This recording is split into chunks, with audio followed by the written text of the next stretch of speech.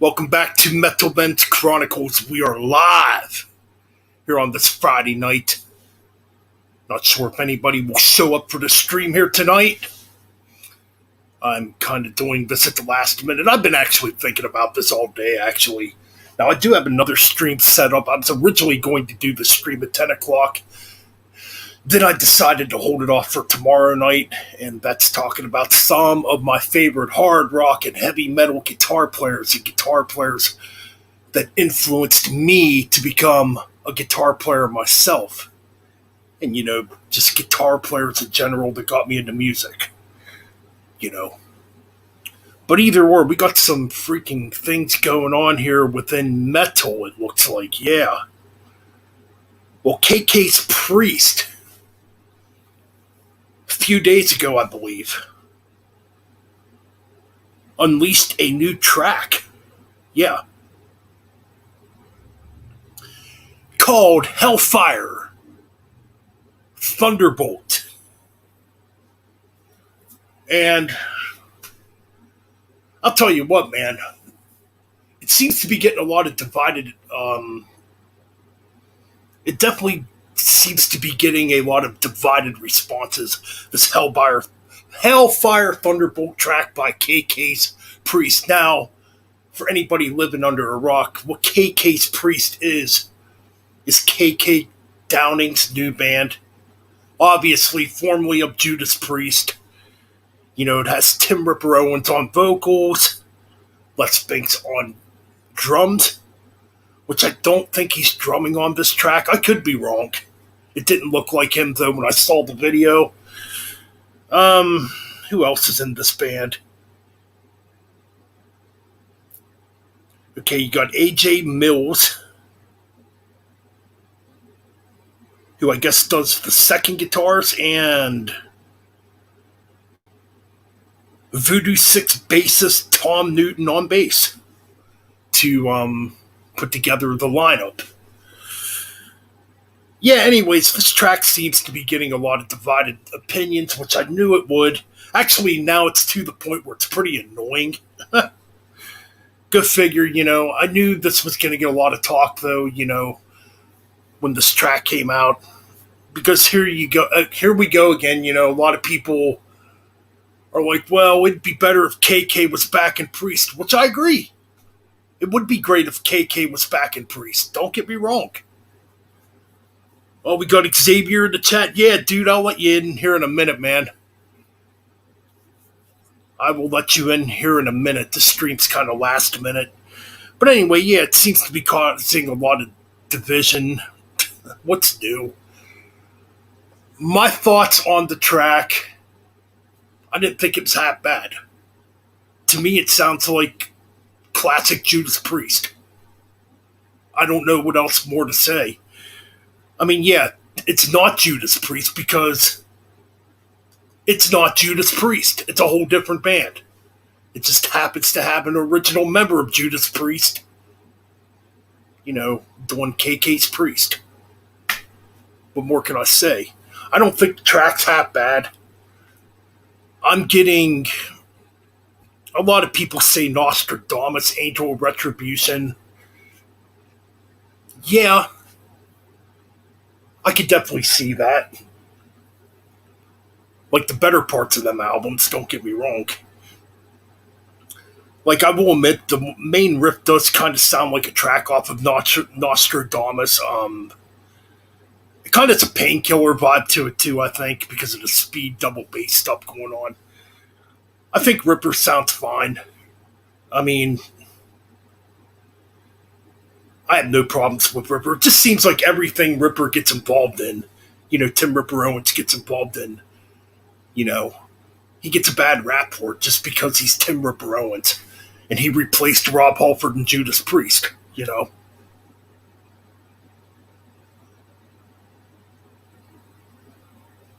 know what? That's a good comparison. I kind of get that vibe, too. And I'm a big KK Downing fan. I'm a big Judas Priest fan. I've been listening to Priest since I was very little, so I'm looking forward to it. I'm happy KK Downing's back. Yes, I get it. We all want him back in Priest. We all want him on another Judas Priest album. I understand that, but come on now. Let's think logical here. I mean, Glenn Tipton can't really do it no more because he has Parkinson's. Yeah, I get why people would want KK back because he is an original member. But in all honesty, I think Richie Faulkner has brought new life to Priest, to be honest. And that's what they kind of needed, is some young blood in there to keep, Judas Priest going. I get it. He's not an original member. I get it. Okay. But you got to think, man, these guys, I mean, Glenn Tipton's going to be 74 this year. KK Downing's going to be 70 here this year. Rob Halford's going to be 70. Ann Hill, he's going to be 70. I think Ann Hill's going to be 73. These guys aren't young no more. And I don't think we're ever going to get a Judas Priest album with Tipton and Downing again. I'm sorry, it's not going to happen. Not with Glenn Tipton's condition. It's not happening. I hate to say that, but it's true. Because Parkinson's disease takes a lot out of you when you get it. And it's sad he has it. I mean, and I think it absolutely sucks because, I love Tipton and Downing, two of the greatest guitar duos of all time. But you got to be logical here. At least be happy that, KK Downing's back. He came out of retirement, And a lot of people are saying he only came out of retirement to prove he's better than Judas Priest. I don't know about all that. I really don't. I don't want to get into that, really. It just seems like there's a lot of mixed reactions to the new song, which, it's kind of expected. I mean, I just don't think there's a lot of logic being used by a lot of people when it comes to their opinions on this new track, by KK's Priest. I'm looking forward to hearing the whole album. And like I said before, anything Ripper Owens is involved in, people are going to bitch about it. Doesn't matter if it's Iced Earth, Charl of the Damned, whatever other projects he's been involved in, Beyond Fear, people are always going to complain about Ripper Owens, Tim Ripper Owens. I think the dude's a phenomenal vocalist. He got very lucky when he got that gig in Judas Priest back in 1996. Yeah, granted, those aren't the best Judas Priest albums. I'll be the first one to tell you that, even though Jugulator has grown on me a lot within the last year. I think Jugulator's pretty underrated, actually. Yeah, it's got a lot of stupid lyrics. Don't get me wrong, but, I think the album overall, it's a fucking aggressive album,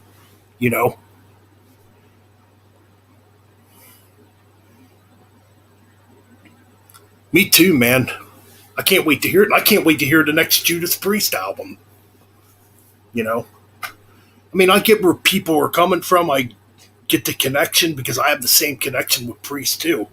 Like, it would be nice if we could get another Priest album with Halford, Hill, Downing, and Tipton, but it's not going to happen. Like I said, Tipton can't do it no more. It is what it is.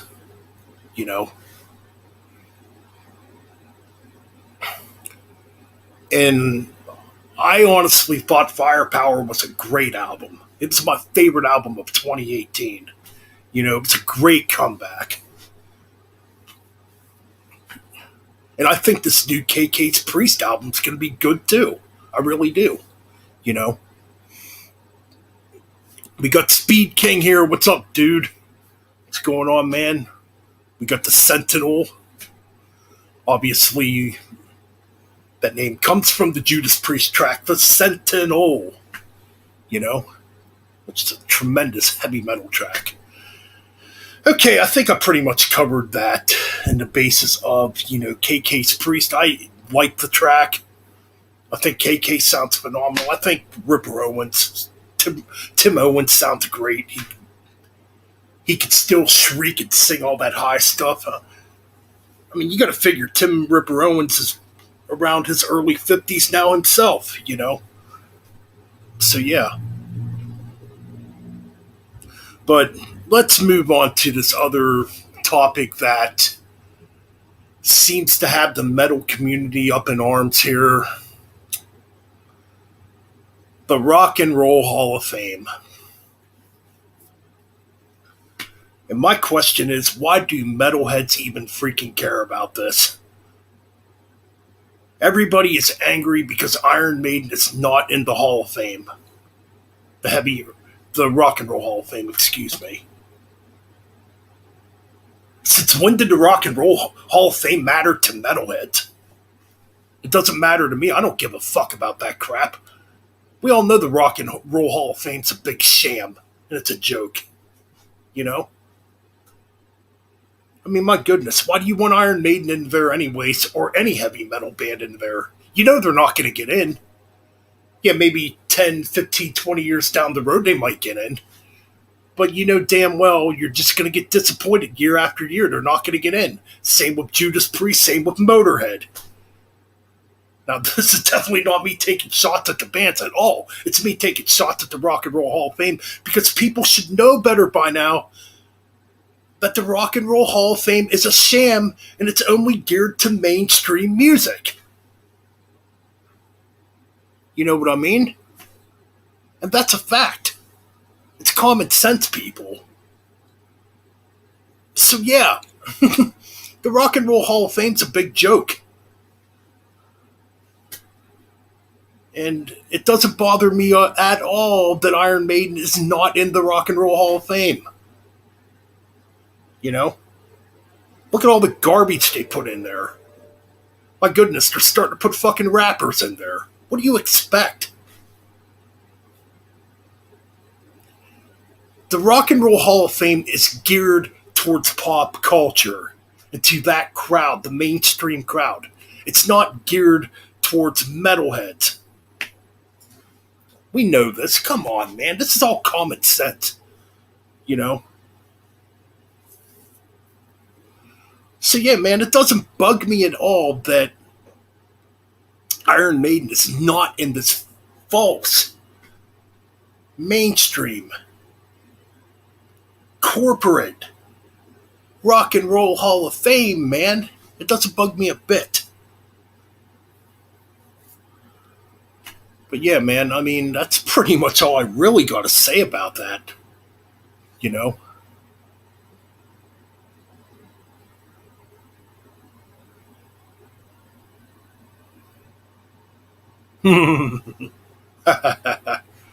Right on, man.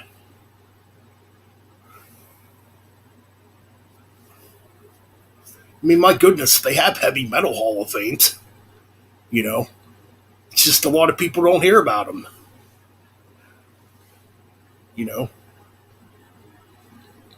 And that's the Hall of Fame the metal band should go in. Not some rock and roll Hall of Fame that's geared towards a bunch of false music. Now, don't get me wrong, there's good artists in the Rock and Roll Hall of Fame. Granted, Jimi Hendrix, Alice Cooper, you know, there's a few good ones in there, don't get me wrong. I'm just saying, though, like here in the last few years, they've really been putting some god awful crap in that Hall of Fame. You know? And it's expected. You know, it is what it is. So, well, if you want to come in, Xavier, I'll invite you in, man. Just give me a minute here. Send you a link now.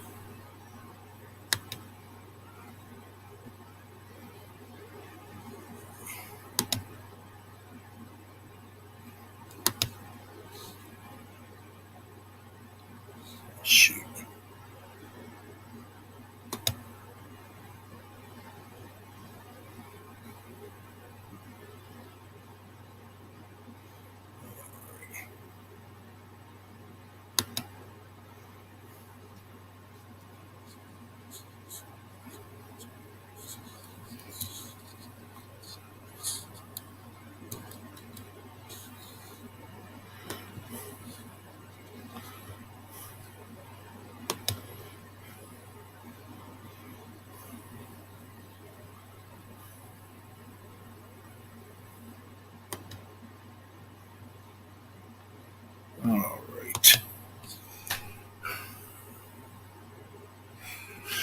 All right, man. Sent you a link if you want to come in. Wasn't really actually planning on keeping this stream up too long, you know. By the way, we will not be doing live radio shows anymore. I knew I was taking a risk when I did them. And, well, YouTube kind of gave me not a copyright strike, but I pretty much got a warning from YouTube about it, so I guess that's pretty much out of the question, which that's fine, whatever. I'm actually thinking about starting up a podcast, playing music here once I can get better equipment for that. I mean, I did have or I think I still actually have it, a Spreaker page. I was thinking about doing a metal podcast on Spreaker. That still is definitely going to happen in the future. I mean, so yeah, there will be no more live streams, radio live streams, whatever you want to call it, where I play music. It's what it is,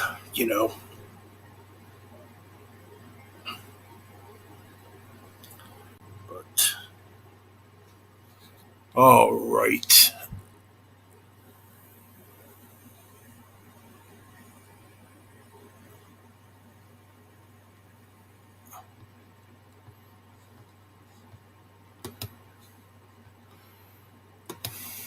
All right.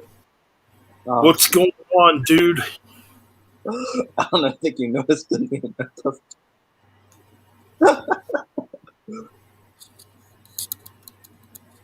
Oh, no, much. No much. Yeah, how about that great Rock and Roll Hall of Fame, man? Let me tell you. I think the name describes it a little bit more. Right. And just a bunch of garbage, man. It really is, to be honest. Yeah. I don't know why people keep falling for it. I mean, every year that Iron Maiden and Judas Priest don't go in the Hall of Fame, don't be upset and be disappointed about it. You're going to get that. You should already know that by now. Come on here. I'm happy they're not in the Rock and Roll Hall of Fame, to be honest. Same here. Me too. Why would... Yeah, it's not a place for heavy metal. Because, look at this. I would be a little bit... Well, I wouldn't be disappointed, but I wouldn't care nonetheless. But yeah. Motorhead was in the Rock and Roll Hall of Fame. Right, exactly. I would be more in a way, one, fucking Rock and Roll Hall of Fame, because most of all the shit they put in is not rock and roll. Pretty much, yeah. Exactly. I saw, you know what I saw recently? I saw fucking 6ix9ine that was supposed to be mentioned. I'm like, no fucking way. No. If you're putting that in the same lane as Motorhead, get the fuck out of here. Who is in the Hall of Fame? I saw the list here. I'm looking it up now, actually. I know it's NWA. I think the Ramones are there. Yeah, I mean, that's expected, the Ramones. But let's see. 2021 Rock and Roll Hall of Fame. Oh, here we go. So, where are the list of the nominees at here? Okay, here we go. Oh boy, I can't wait to read this list.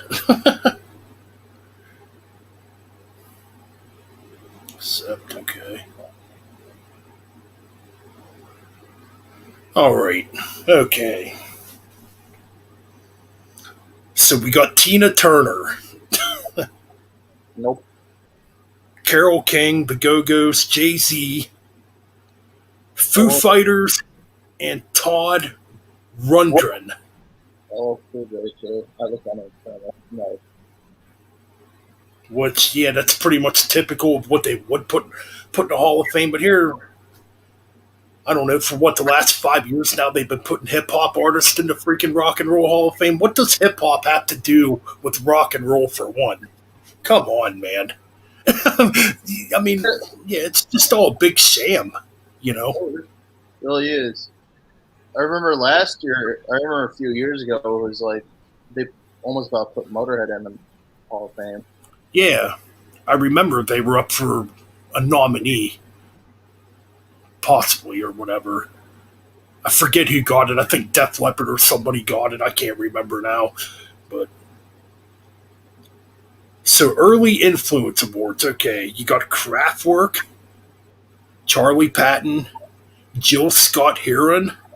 Okay, whatever. Oh boy, musical excellence awards. LL Cool J, Billy Preston, Randy Rhoads. At least I have something that's good. I mean, legend, great guitar player. Of course. I mean, that's probably the only decent one that got in there for something. Clarence Avant for Ament Entragon Award, whatever that is. But yep, them are your 2021 inductees. It's a joke. It is a joke. Yep, a big joke, and people keep falling for it year after year. You know? I think it'd be even funnier if fucking I think it'd be funny if Anal Cunt was in the nominees. If Anal Cunt was in if Anal Cunt was in the nominees, I would laugh my fucking ass off. That would be hilarious. Or just any band that extreme. Anal cunt, freaking Yeah. deicide. If they got a fucking Grammy, that would be hysterical.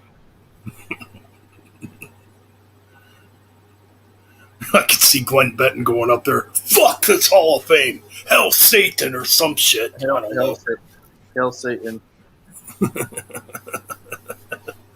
Oh, man. I would just piss on the if Disc Compressor won it. I would just piss on the fucking on the award they give it. So I'd give it back. I'm like, here you go. Right. You can have your award. We don't want it. Yeah, exactly. You want the award? Here's my fucking award. Oh, yeah, man. Fucking crazy shit. Sure. Yeah, besides that. If I get an award, I have to, if the shit is the compressor, it has to be a giant Jack Daniel bottle. That'll be my award for Sadistic Compressor. If Sadistic Compressor Right. do a collaboration, that'd be great too. Right, exactly. I mean, hell. But that's pretty much all I have about the shitty Hall of Fame. Honestly, I don't even think I heard another Metal Hall of Fame. I've never seen it before. I forget what it's called right now. Let me look it up. It's on Decibel, I think. I think there's one. There's another one too. I'm gonna look it up now here. Let's put in Heavy Metal Hall of Fame and see what comes up here.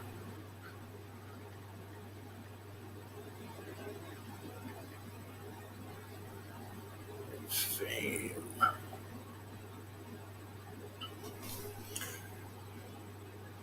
Metal Hall of Fame.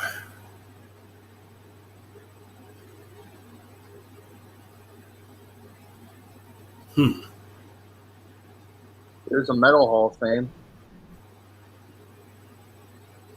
Yeah, that's all I'm seeing. Metal Hall of Fame. I see one for Priest, obviously. Yeah. Who else? Oh wow, fucking The Heavy Metal Hall of Fame. Ross the Boss got one. Oh yeah. Let's see who else. Brian Slagle.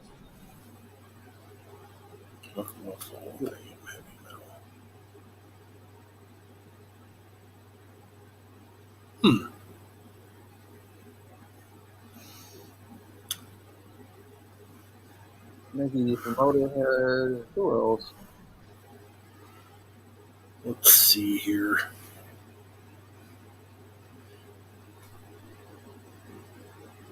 A heavy metal Hall of Fame has just been created. How long ago is this from? Been around, I think it's been around for a few years. Since Right. 2016.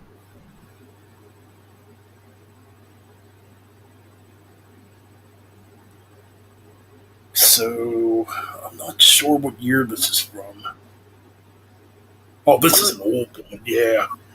Because it's got Ronnie James Dio, Wendy Dio to accept induction, Rudy Sarzo from Ozzy and Quiet Riot, Frankie Banali, Lemmy Kilmister, special guest to accept induction. Yeah, this is from quite a while ago. Yeah, Ross the Boss Freeman, Vinny Appice, Don Airy, What's so funny is I actually have his autograph too. I'm like, Randy Roach too. Oh yeah, yeah, I do. There's photos of me meeting with Ross. oh that's pretty cool.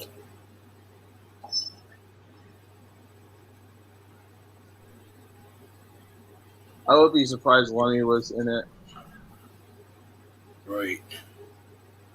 Yeah, that's an old one. I'm You not only sure need, what it's you not only, saying a year you though. only need a remake because I saw this recently. I saw it recently, and I found an old video when Tampa back in the day used to have this like Metal Choice Awards, and Hmm. I remember one year it was '92. The nominees for best demo band was Brutality, Disincarnate, and I believe Cynic. Oh, that's pretty cool. Huh. It's like best drummers was like Steve Assman, and best bass players were like I forgot what his name, but the bass player for Atheist. I remember this one. I remember that when Too. it was funny because they have different bands playing that time, and Yeah. Disincarnate was playing, and everybody was booing Disincarnate off the stage.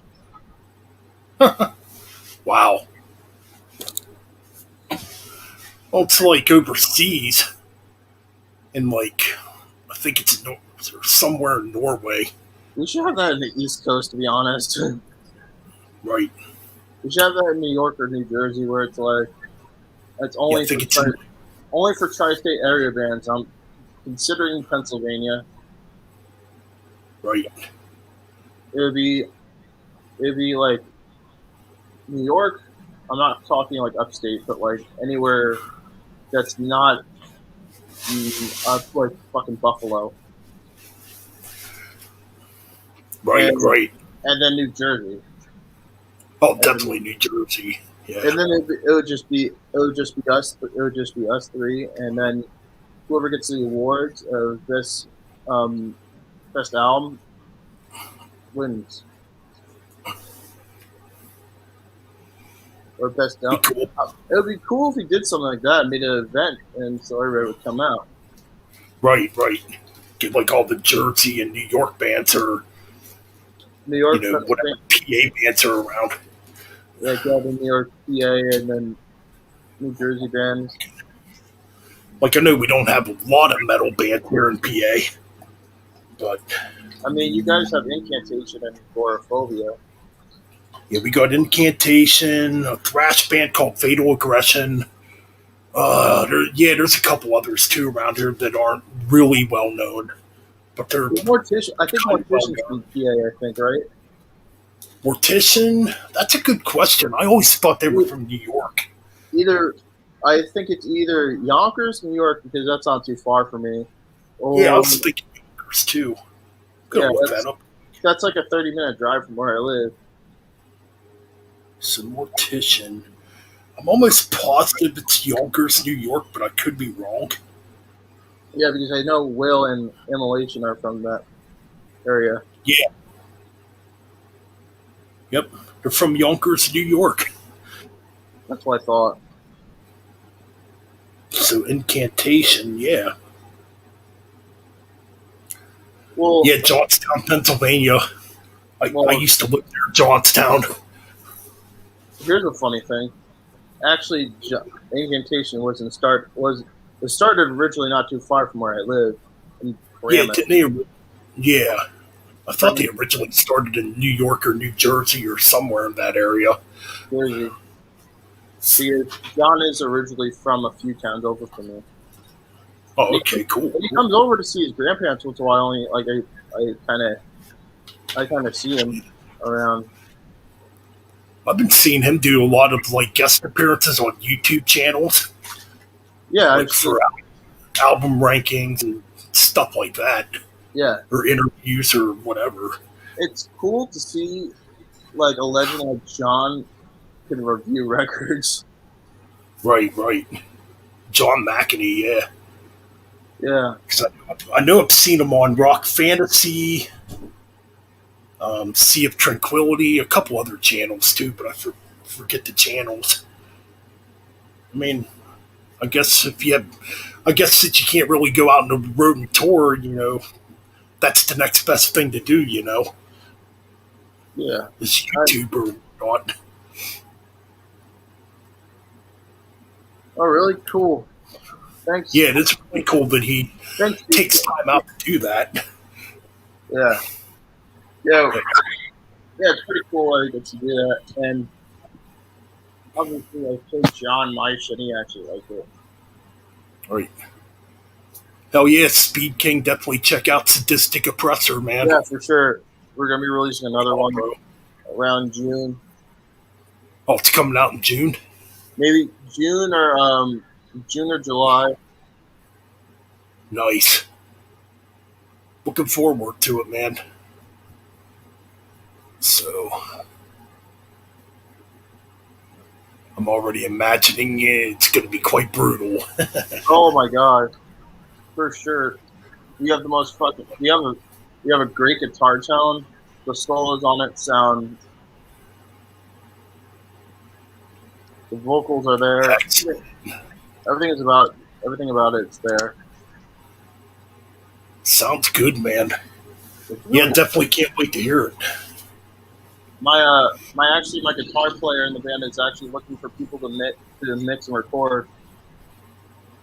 Right. So if you ever want to talk to him and he wants to mix anything, then you can go talk to him. That sounds cool. Yeah, We'll have to check that out. like he's good. He's really good. Trust me. Right. For a good mix, heck yeah, I'd like to definitely check something out like that eventually. Lizzie Borden. Yes, I do like Lizzie Borden. Great 80s band. So, One of Metal Blade's earliest bands too.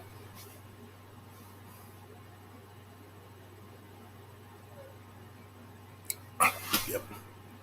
That early Metal Blade roster is definitely still the best to me, even into the '90s with like some of that early death metal. Metal Blade really put out a lot of good stuff. So, Nobody always puts out good stuff. oh yeah, The early stuff like Slayer's Hell Awaits. oh my god, yeah. I think Obsessed by Cruelty was released off of that label too. A Metal Blade. I think you're right about that. I think that did come out on Metal Blade, and Because I know the European one is recorded differently. I still think it's weird how they re-recorded it. it is weird. I'm more like It's like totally different too. It just doesn't feel right. I like the European one more. I mean the regular Yeah. one. You can find bootlegs of it out there. I don't care. Right. But it's really good. I know most versions I find always have it comes with it usually comes with the In the Sign of Evil EP where they throw Persecution Mania in there. Yeah, I know that version. It's just like a regular copy of a regular copy of Obsessed by Cruelty seems really hard to come by. You can find it. It's So, just I found the Russian bootleg of it, oh, nice. which is a little bit better than the. Which is better, actually, funny enough, better than the combine with fucking in the sign of. Right. Oh yeah. Definitely one raw kick-ass album that never gets talked about.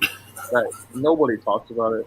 Yeah, Everybody forgets about the first Sodom record. Everybody just knows it's Suspect Guilty. exactly. Yeah, like usually when people talk about Sodom, it's always Agent Orange for the most part. It's no longer Suspect Guilty. It's one of those two things. Yeah. Either how you just get the same thing over and over again. It's like Yep. I listen to Sodom. It's like you only listen to those two records. Yeah. It's like there's so much good shit. Like Tap in the Vein. That's one that nobody talks about. Nah, that's when they started going like in a death metal direction a bit.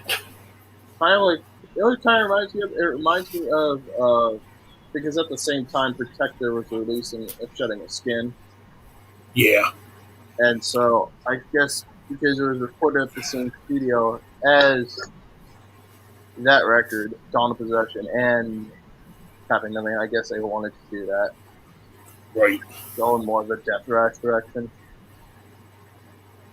Definitely. I honestly think, and here's one thing that was like a hard battle for me to decide which is a better album: Demolition Hammer's Epidemic of Violence or A Shedding of Skin. To be honest, I would go with Shedding of Skin. It's a good album. Both good albums actually, but that's a tough one. That is a tough one. Epidemic of Violence is killer too. Both albums are really good. Speaking of which, I heard Demolition Hammer is supposed to be coming back.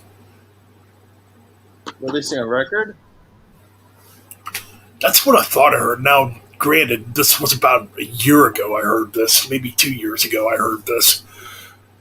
So I don't know how much truth is actually behind it. They haven't released a record in almost 30 years. So like, Right, yeah, exactly. Because last one was like 90. yeah, they put out the two good out. They put out the two really good albums, and then that third album was like, what the heck is this? The third album, it still has some Death Thrash, just not as good. Yeah, like they added a lot more groupie elements on that album. Which is weird. I wasn't expecting it from them. Right. To be honest, I was a little bit disappointed by it. Right. Like, there's a lot of albums out there that I've listened to by them, and I was not really too happy about.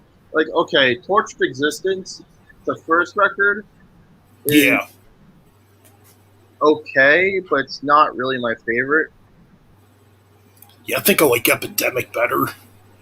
Epidemic is better in the sense because for one, it's, to be honest, Tortured Existence sounds like a Slayer clone. A little bit, yeah. I could see that. Where Epidemic's a little bit more like pure death thrash for the most part. Yeah, it's more death thrash. Right. I like that record. I like that record a lot more than the other one. To be honest, Epidemic is cool and all, but it's very overhyped for what it is. It is, I mean, yeah, I get where you're coming from there. Yeah, it is a bit overhyped, I guess.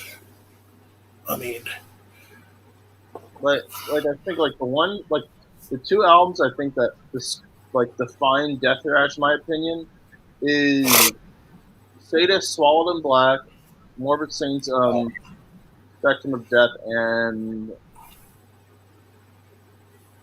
maybe I would say Protector, Shedding a Skin. Actually, no, I take that back.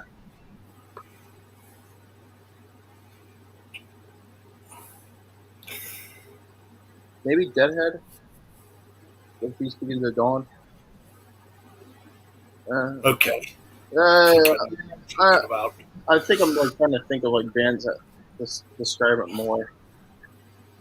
Mm, as far as death thrash, probably maybe Sepultura Beneath the Remains or Schizophrenia. Probably more Beneath the Remains, maybe. I don't know. Then you got the Pestilence too. Well, I think the first Pestilence album to me, it's more thrash metal. It is more thrash metal. Right, It's more of a death thrash record, and then the second record, it's still kind of death thrash record, but it's more death metal. right. They're just starting to get out of that, and then the third one, I Yeah, the third one really got weird, really experimental. I thought like it was good, but just take out those fucking interlude tracks that are in between. Yeah, yeah, that's what kind of weighed it down. I'm like you could have been fine without those tracks. You would have been fine. Like you actually would have made a good record, but nope. And as far as Pestilence comeback albums go, I have not heard them yet. They're good. How about you? Have you heard them? I heard The them. comeback? They're really Yeah, good. I mean, Consuming Impulse, obviously, it's no Consuming Impulse, but it's still out there. I know I'll have to Spears. check them out. I know Spears was not. I know Spears was the shittiest one. Yeah, They actually got. I'll have to check those out. They actually got dropped from Roadrunner from that. Actually, literally I when think you're right. they got dropped from that label because of that reason. Yeah, And plus, they were like one of the first death metal bands on that label I think you're right. because Yeah, because I think they got signed in '89, somewhere around there, maybe before that. they got signed in '87. Yeah, So, '87. Okay, so that's before Obituary. right. Obituary, the first few bands on the first band was first Pestilence, then Obituary, then I believe Pestilence, Obituary, then Sadist. No, let me think. Let me actually think about this for a sec. Pestilence, Obituary, Sepultura, then I think it was. I think Sadist may have gotten signed. I think so.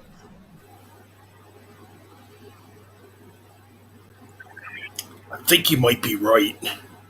I might be wrong. Maybe I might. Let me look this up actually. I thought they got signed around '88.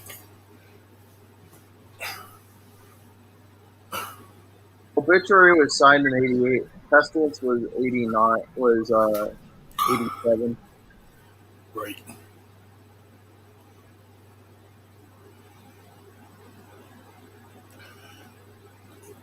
So yeah, them were pretty much the early death metal bands to be on Roadrunner,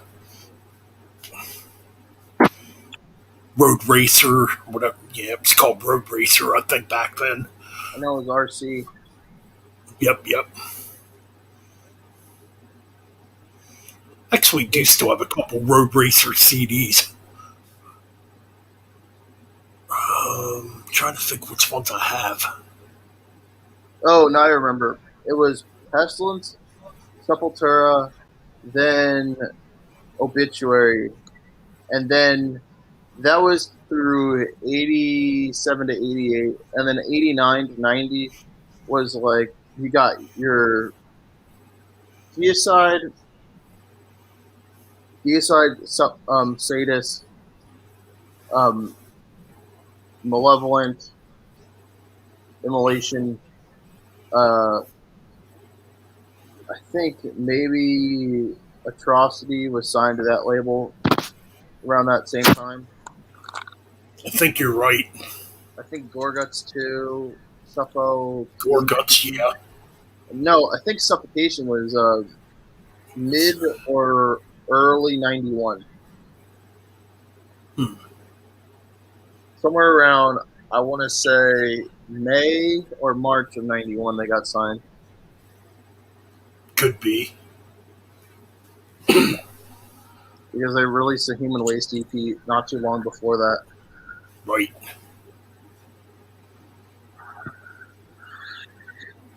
Yeah, because Roadrunner was signing a lot of death metal around that time.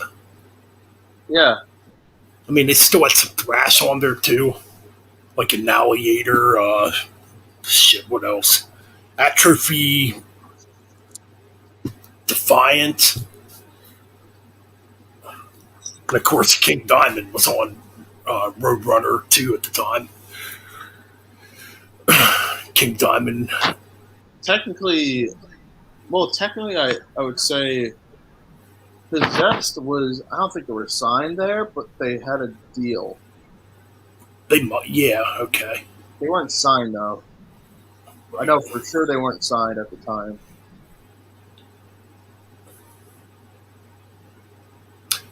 Could be right. I mean, I'm gonna have to look into that one too. I'm looking up right now. Oh, are you? Yeah, because Road RC was the U.S. distribution, and I believe Road Racer was no. I think it was it's called Road Racer in Europe, or maybe Road Runner. I'm not particularly sure.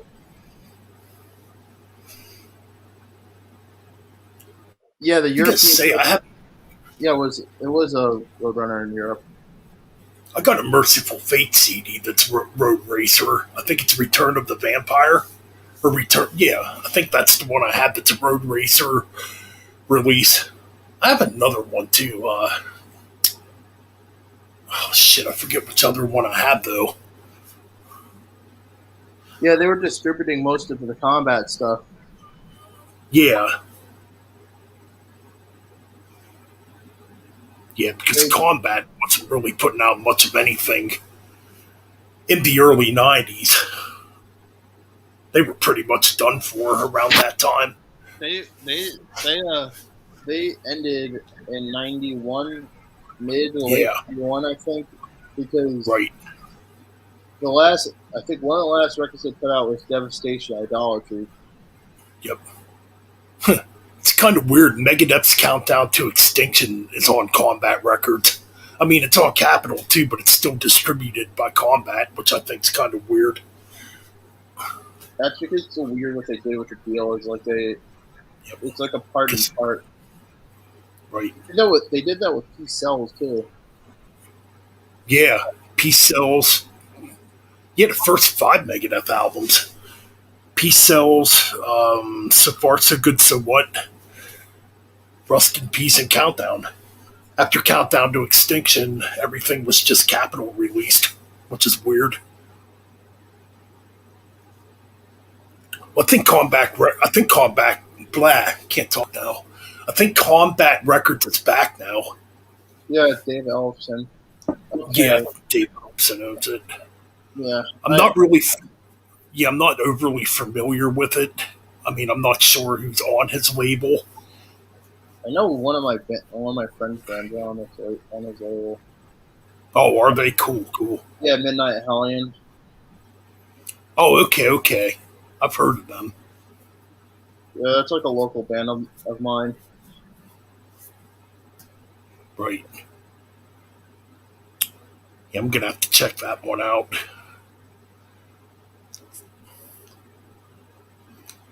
Yeah, they ended in 92. 92. Early 92. Nice. Wasn't so nice for them. I mean. Oh yeah, definitely. I mean, it's not. That kind of a deal. They released Carcass Symphonies of Stuff. That's weird. Right. But I know we were talking a little bit the other day.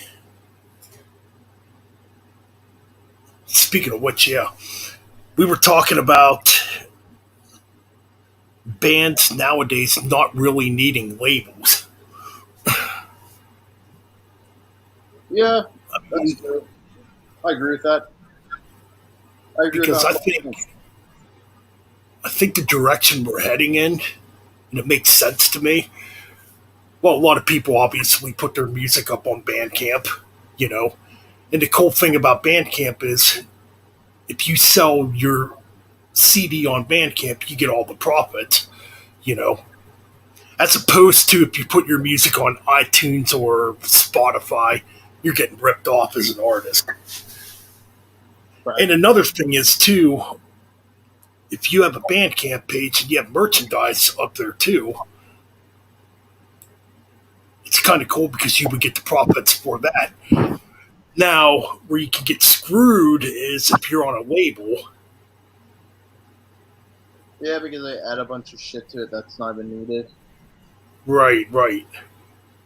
Where the label could trick you into signing something where the label would get a percentage of that profit, you know. I mean, labels are cool and all, don't get me wrong. It's anybody's dream to get put on a label if you're an artist. Exactly. But I definitely think we're heading into an era where you pretty much don't even need a label anymore.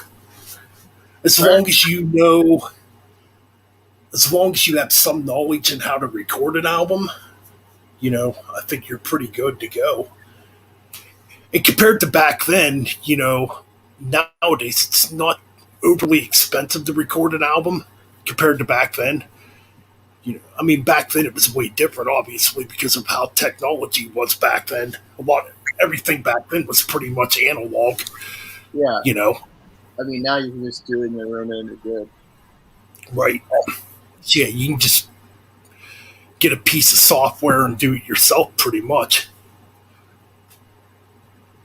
I mean, because I know, like, for what I do, I've been like I've been starting to do a lot of research on it too, like on how to better record my music. You know, Yeah, me too. I've been recording my music in the sense where I just figure out a way to know what to do with it, yep, and how to record it, and figure out which goes where. right.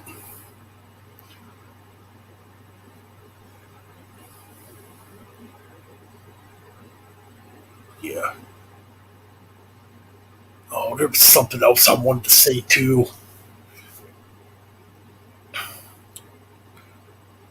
I can't remember now.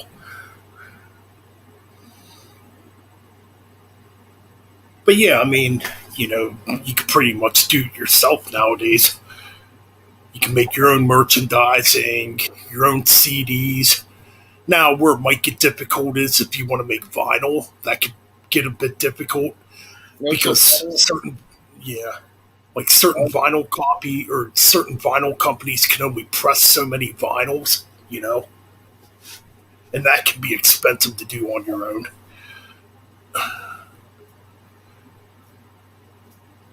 Then, well, you got cassettes too, which it seems like cassettes are starting to make a bit of a comeback.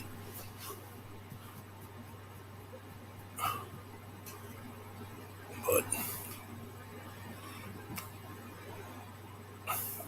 it is making a comeback. I actually was looking up ways to make vinyls, hmm and it's so funny. It's so funny. I was trying to make money from. I tried looking up how ways to make vinyls, and the funny part is that I looked up how much it would cost. It'd be like $4,000. oh wow, yeah, I figured it was pretty pricey. It was like $4,000 to make vinyls, and the funny part is I made the vinyls, and it won't let me show like the image of what it's gonna look like. Oh man, So I'm like, yeah. And plus, you got all these different colored vinyls and these variation of vinyls too. Picture disc, colored vinyls, I would get, fucking to be honest, regular black vinyl. to be honest, it'd be cool to have our record on a picture disc. Because I can imagine that happening. Yeah, that would definitely be cool. Even though people hate pictures, I don't not give a fuck. They're cool as shit. I have a few picture discs too. I mean, I got that autopsy picture disc. I think. Well, no, I got Creeping Death by Metallica. I have on picture disc too, only because I got the Ride the Lightning box set. I have the Bathory picture disc. But that's all I got. Yeah.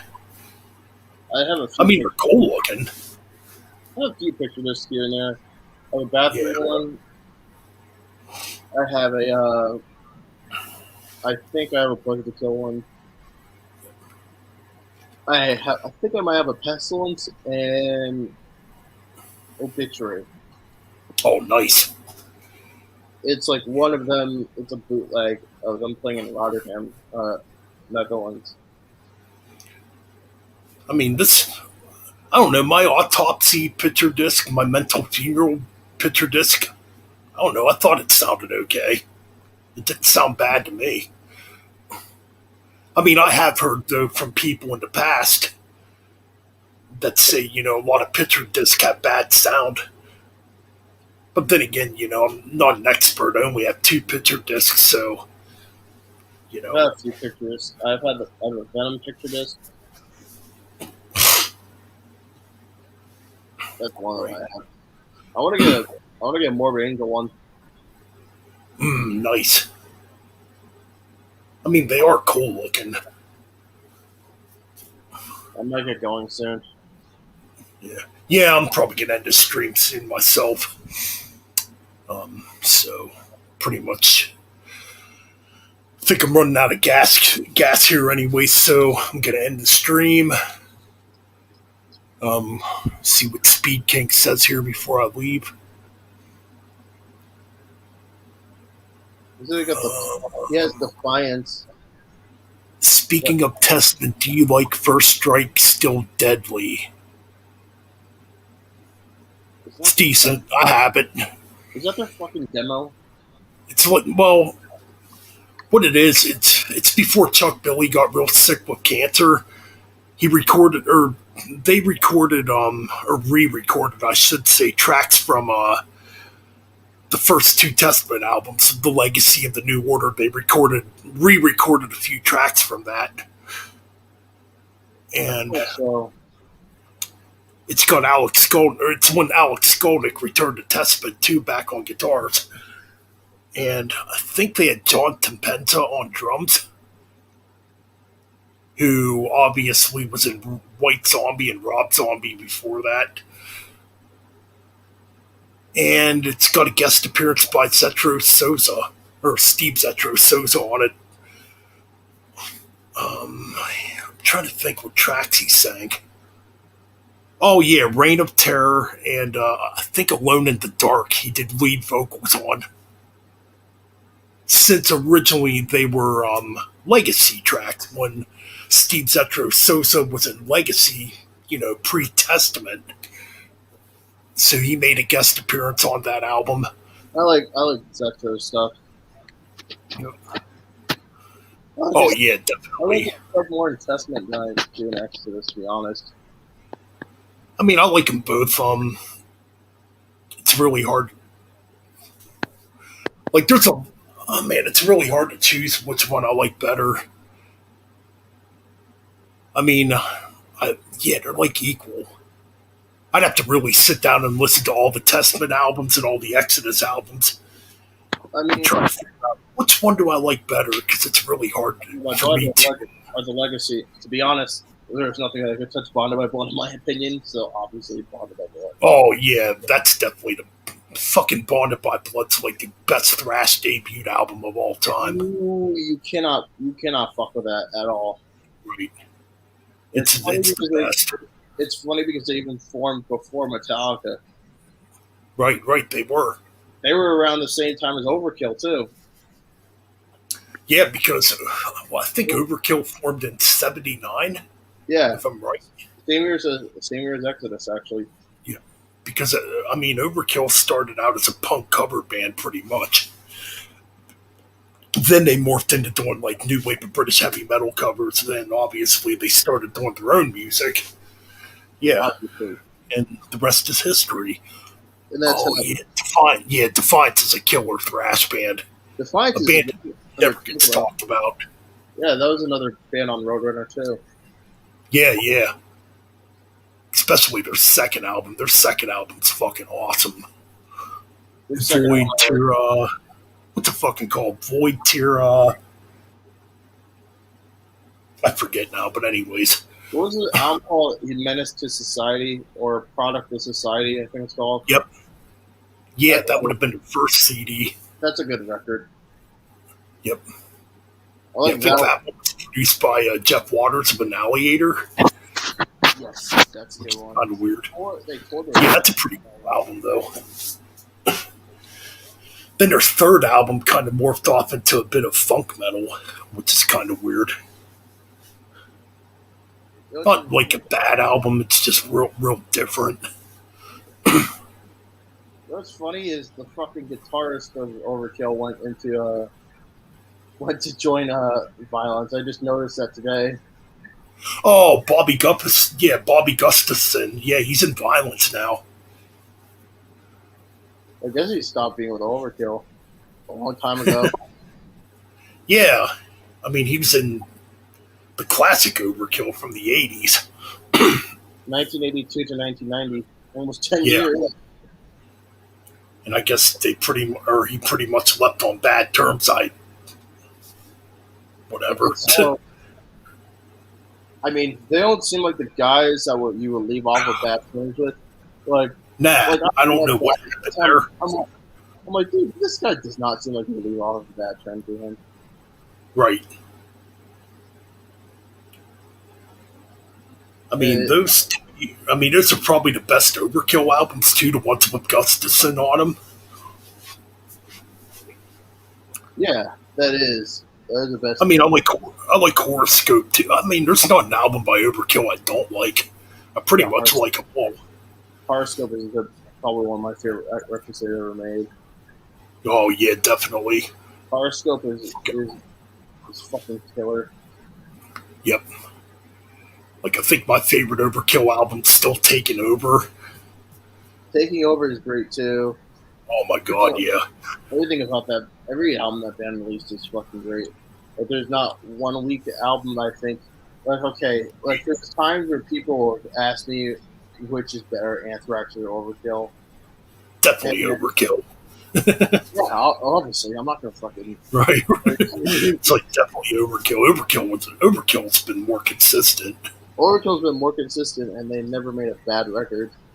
Nah, I like all their albums. Even albums like I Hear Black. I think I Hear Black's a good album. Yeah, it's not like trash. Black is a good album. Nobody talks about it either.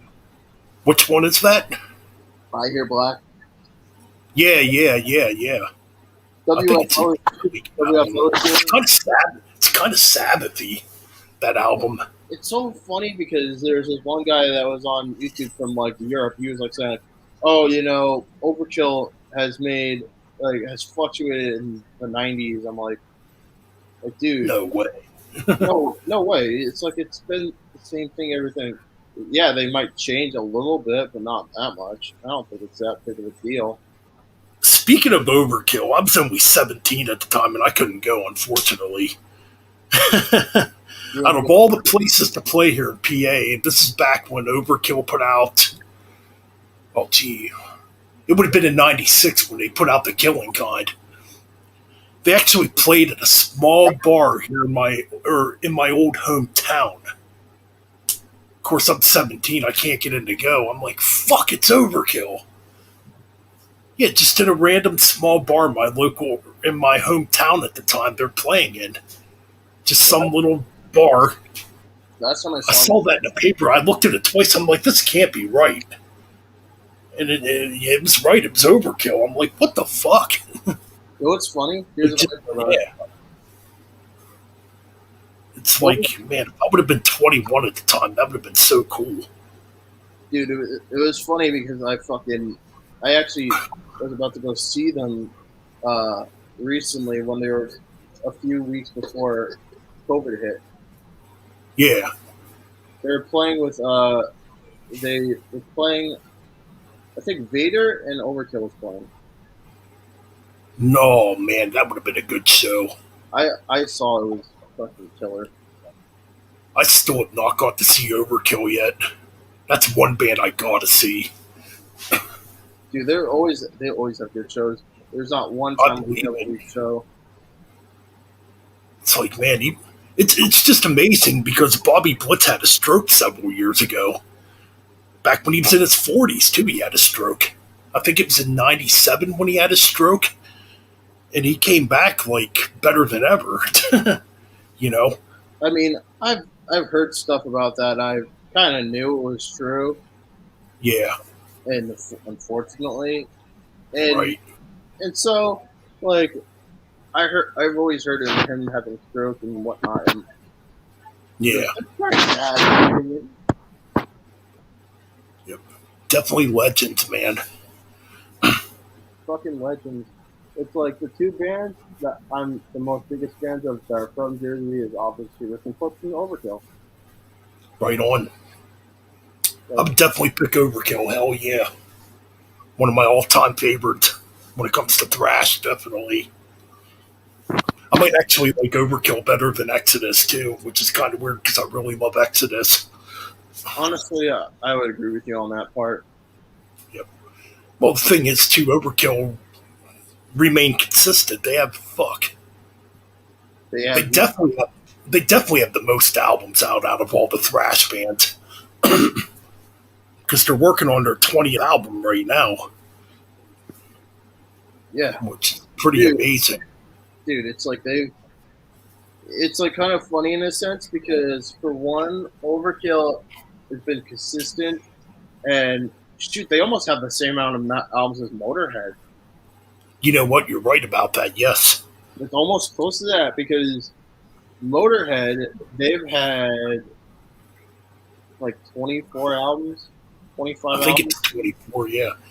Well, unless if you want to count the album On Parole, which a lot of people really don't count that one, which technically On Parole is like an early version of the first Motorhead album. It is, but like it's just Motorhead, but like not quite there yet. Right. All right, we got Reen C here. Hey, what's up? Did you guys like the debut song of KK's Hellfire Thunderbolt? I liked it. I know a lot of people have mixed opinions of it. I liked it. To me, it sounds like Priest. You know what's funny? I see someone saying about Flotsam and Jetsam. Yeah, we were supposed to be playing a show with them once, and obviously that fell through the cracks. Mainly because of the poor managing. That's another band that's pretty underrated. Flotsam and Jetsam, especially their last couple albums, they've been freaking good, They've been always pretty good. right? And their new album's coming out here real soon. We got Wyatt here. We got Ryan Arnold here. And we have White. Oh no, I thought White XM. No, no, no, no, no. I Absolutely thought for a not. second, no, yeah. Nah. Wyatt's Metal Life. Damage Incorporated, obviously. Ryan. Wow. And I'm looking at some of the reviews of I Hear Black. Someone gave it a 23 on Metal. I know that's an album that doesn't get talked about at all, really. Another album, too, that gets ignored is WFO. Wide Fucking Open, the follow-up album. That album's fucking. That's where they kind of went more back to the thrash. I still like that record too. All their stuff has been. I'm not gonna lie. It's like it would All be their hard stuff for has me been to good. rank the right. It would be hard for me to rank the Overkill albums. To be honest, the top for me would be either Years to Decay or Feel the Well, Fire. I guess I guess we're going to invite Ryan to the stream right now. He wants to come in. I'll be back in like Copy. I'll see you guys. I'll have to get going. All right, man. Thanks for stopping by, Xavier, chatting, dude. See ya.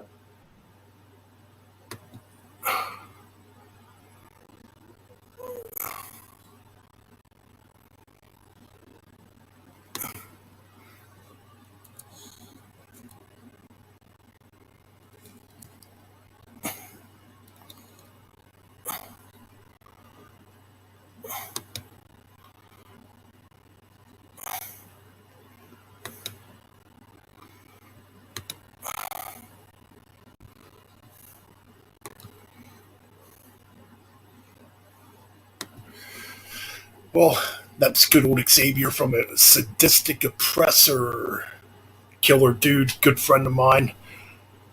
And we're going to have Ryan Arnold join us here in a minute. I was actually going to keep the stream quite short, but hey, man, if you guys want me to continue, I'll keep going. It was actually supposed to be a really short stream. Then Xavier wanted to join in, and we started talking, and now Ryan Arnold's going to come in.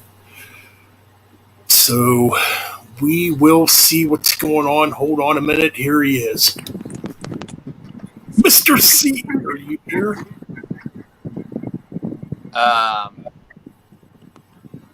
Ben? Yeah. What's going on with the camera view? I know. What's going on here? Oh. This is interesting. Where did Xavier go? He had to get going. Oh. What the heck's going on here, Matt? Yeah, this is I can hear you. Well, okay. But, well, at least you can hear me. Maybe I should try. Oh, there. There we go. I was gonna say it's definitely not on my end. Come on, would you? Come on, Bobby, would you stop? Ah! Anyways, welcome to the stream, man. What is up? Well, I was talking about the new KK Downing's Priest track that came out. Yeah. You know, I was listening. KK Downing from Judas Priest. I fucking love the track. I know it's getting like mixed opinions. I don't know if you've heard it yet. I haven't heard it yet. I mean, to me, it sounds like classic Priest. Obviously, it's not Judas Priest, and yeah, I mean, we got Judas Priest over there, and we got KK's Priest. KK's Priest, yeah. I mean, yeah, KK Downing's an original member and all, but you know, I like the track. I mean, it's getting. It would be nice if you could get some of the original. I know you can get. Well, maybe have the twin lead attack of him and Glenn Tipton. That would be cool. Well, Tipton can't do it no more though because Tipton's got that Parkinson's disease. I mean, he can't play a lot because he can't play a lot of the fast stuff no more. Like he can still play some simple stuff, but he can't play a lot of the really fast stuff that he wrote with Priest. You know what I mean? Yeah, definitely. Like, yeah, I could see like KK and Richie Faulkner like on a guitar attack. I mean, I get why people want KK back in Priest. Believe me, I'd like to see it too. But right now, I'm pretty happy with what I heard as far as the new track goes. Yeah, definitely. A new Saxon album came out. I know that Covers album came out. I remember looking at because I've always been on Spotify, and usually you like to see what they have that is like brand new and okay. Ones that they came out. Stuff that came out were like album wise, new single from Mastodon. Yeah, not a fan of Mastodon. Let's see. A new album from Miles Kennedy from Alter Bridge, and obviously of Slash's solo work. New single from Fear Factory. I did hear about that. And then there's it's a live single from Paradise Lost called Darker Thoughts Live. But that's all the new stuff I just noticed. Oh, and then there's Hole in the Sky 2021 remaster of Hole in the Sky from Sabotage. And then they got a Pull Me Under live at Budokan Tokyo, Japan 2017 from Dream Theater. Cool. Well, I know Sabbath's been re-releasing their material in like box sets. Yeah. Like they did it with Paranoid. I think they did it with the first album too. I want to get them eventually. I only have like the CD and obviously the OG vinyl of Black Sabbath. I was thinking, I think I might have seen it or something. But like I said, once I get to go to the record store in Illinois, some of the things that I was going to buy, like I mentioned to you, I want to get the first two Kingdom of Sorrow. Maybe if I could, maybe there's a remastered version of Paranoid on vinyl. Maybe. I honestly don't. I think the only other Sabbath album I'd probably get on vinyl would be Master of Reality, and maybe if they even remaster it at some point, some of the 80s stuff, like maybe Eternal Idol, hell, maybe even Tear if they do it on vinyl. It's freaking weird, man. The only one I have on vinyl is Born Again. I'm going to get them all on vinyl eventually. I'm not wanting to get all Sabbath. I want to get some big ones, and some of the big ones, and some of the ones that I actually like. So I obviously have self-titled because that's pretty big. Paranoid, I want to get. Master of Reality, I want to get. I am debating if I should get Sabotage. Isn't that the one that has that one song that was, I can't remember the name, but it had that one song that kind of helped thrash metal. I forgot what it was called. Isn't Sabotage the album? You talking about Symptom of the Universe? Yeah, is that on Sabotage? Yep. Yeah, that might be one I get. I think any of the others are questionable. Volume 4 questionable. Sabbath questionable. Never Say Die, hell no. Technical Ecstasy, maybe. It's got a couple decent tracks on it. It's not. I actually like the whole thing. I thought it was enjoyable. Pretty good rock album. You Won't Change Me. That's probably my favorite track off that album. It's pretty good, considering it isn't a masterpiece. Backstreet Kids. That's pretty good too. I'll say this: the best ones from that year, in terms of like rock or metal, would have to be freaking Boston Self-Titled, Kiss Destroyer. Ooh. Those are really, to me, the front runners for 76 that I would get on vinyl. Technical Ecstasy, I would want to get on CD first before thinking about getting it on vinyl. I already have it. It's like, it's worthy enough of getting it on CD. Anything else, Heaven and Hell worthy of CD, Mob Rules worthy of CD, Eternal Idol is worthy of CD and is pushing vinyl territory. Headless Cross, worthy of CD if I ever do find it. Tear, worthy of CD and pushing vinyl. I can't say Dehumanizer, I can't say Cross Purposes. 13 I have on CD. I am debating if I should get that on vinyl. Totally up to you, man. Yeah. Oh, so that's Saxton. Yeah, that's Saxon. He's talking about the Covers album that came out. I have not heard it yet. I actually found it at our second at Charles about a couple weeks ago, but I did not buy it. It was only like $13.99 too. I probably should have grabbed it. It wasn't expensive at all. I'd also would like to get, if they even have it, the original pressing of the first two Demons and Wizards albums. I highly doubt that those would be there. You'd have to go online to buy those. Speaking of which, I'd like too, but that's dream bucket list right there. Or wish list. Right. Like, I would think they would have the Kingdom of Sorrow albums. But I don't know about Demons and Wizards because they weren't on. Well, Steam Hammer was kind of a big label, but isn't really big. Well, Brian, entertain the audience real quick, or whoever's here. I got to take a trip to the little boys' room. Fair enough. Fair enough.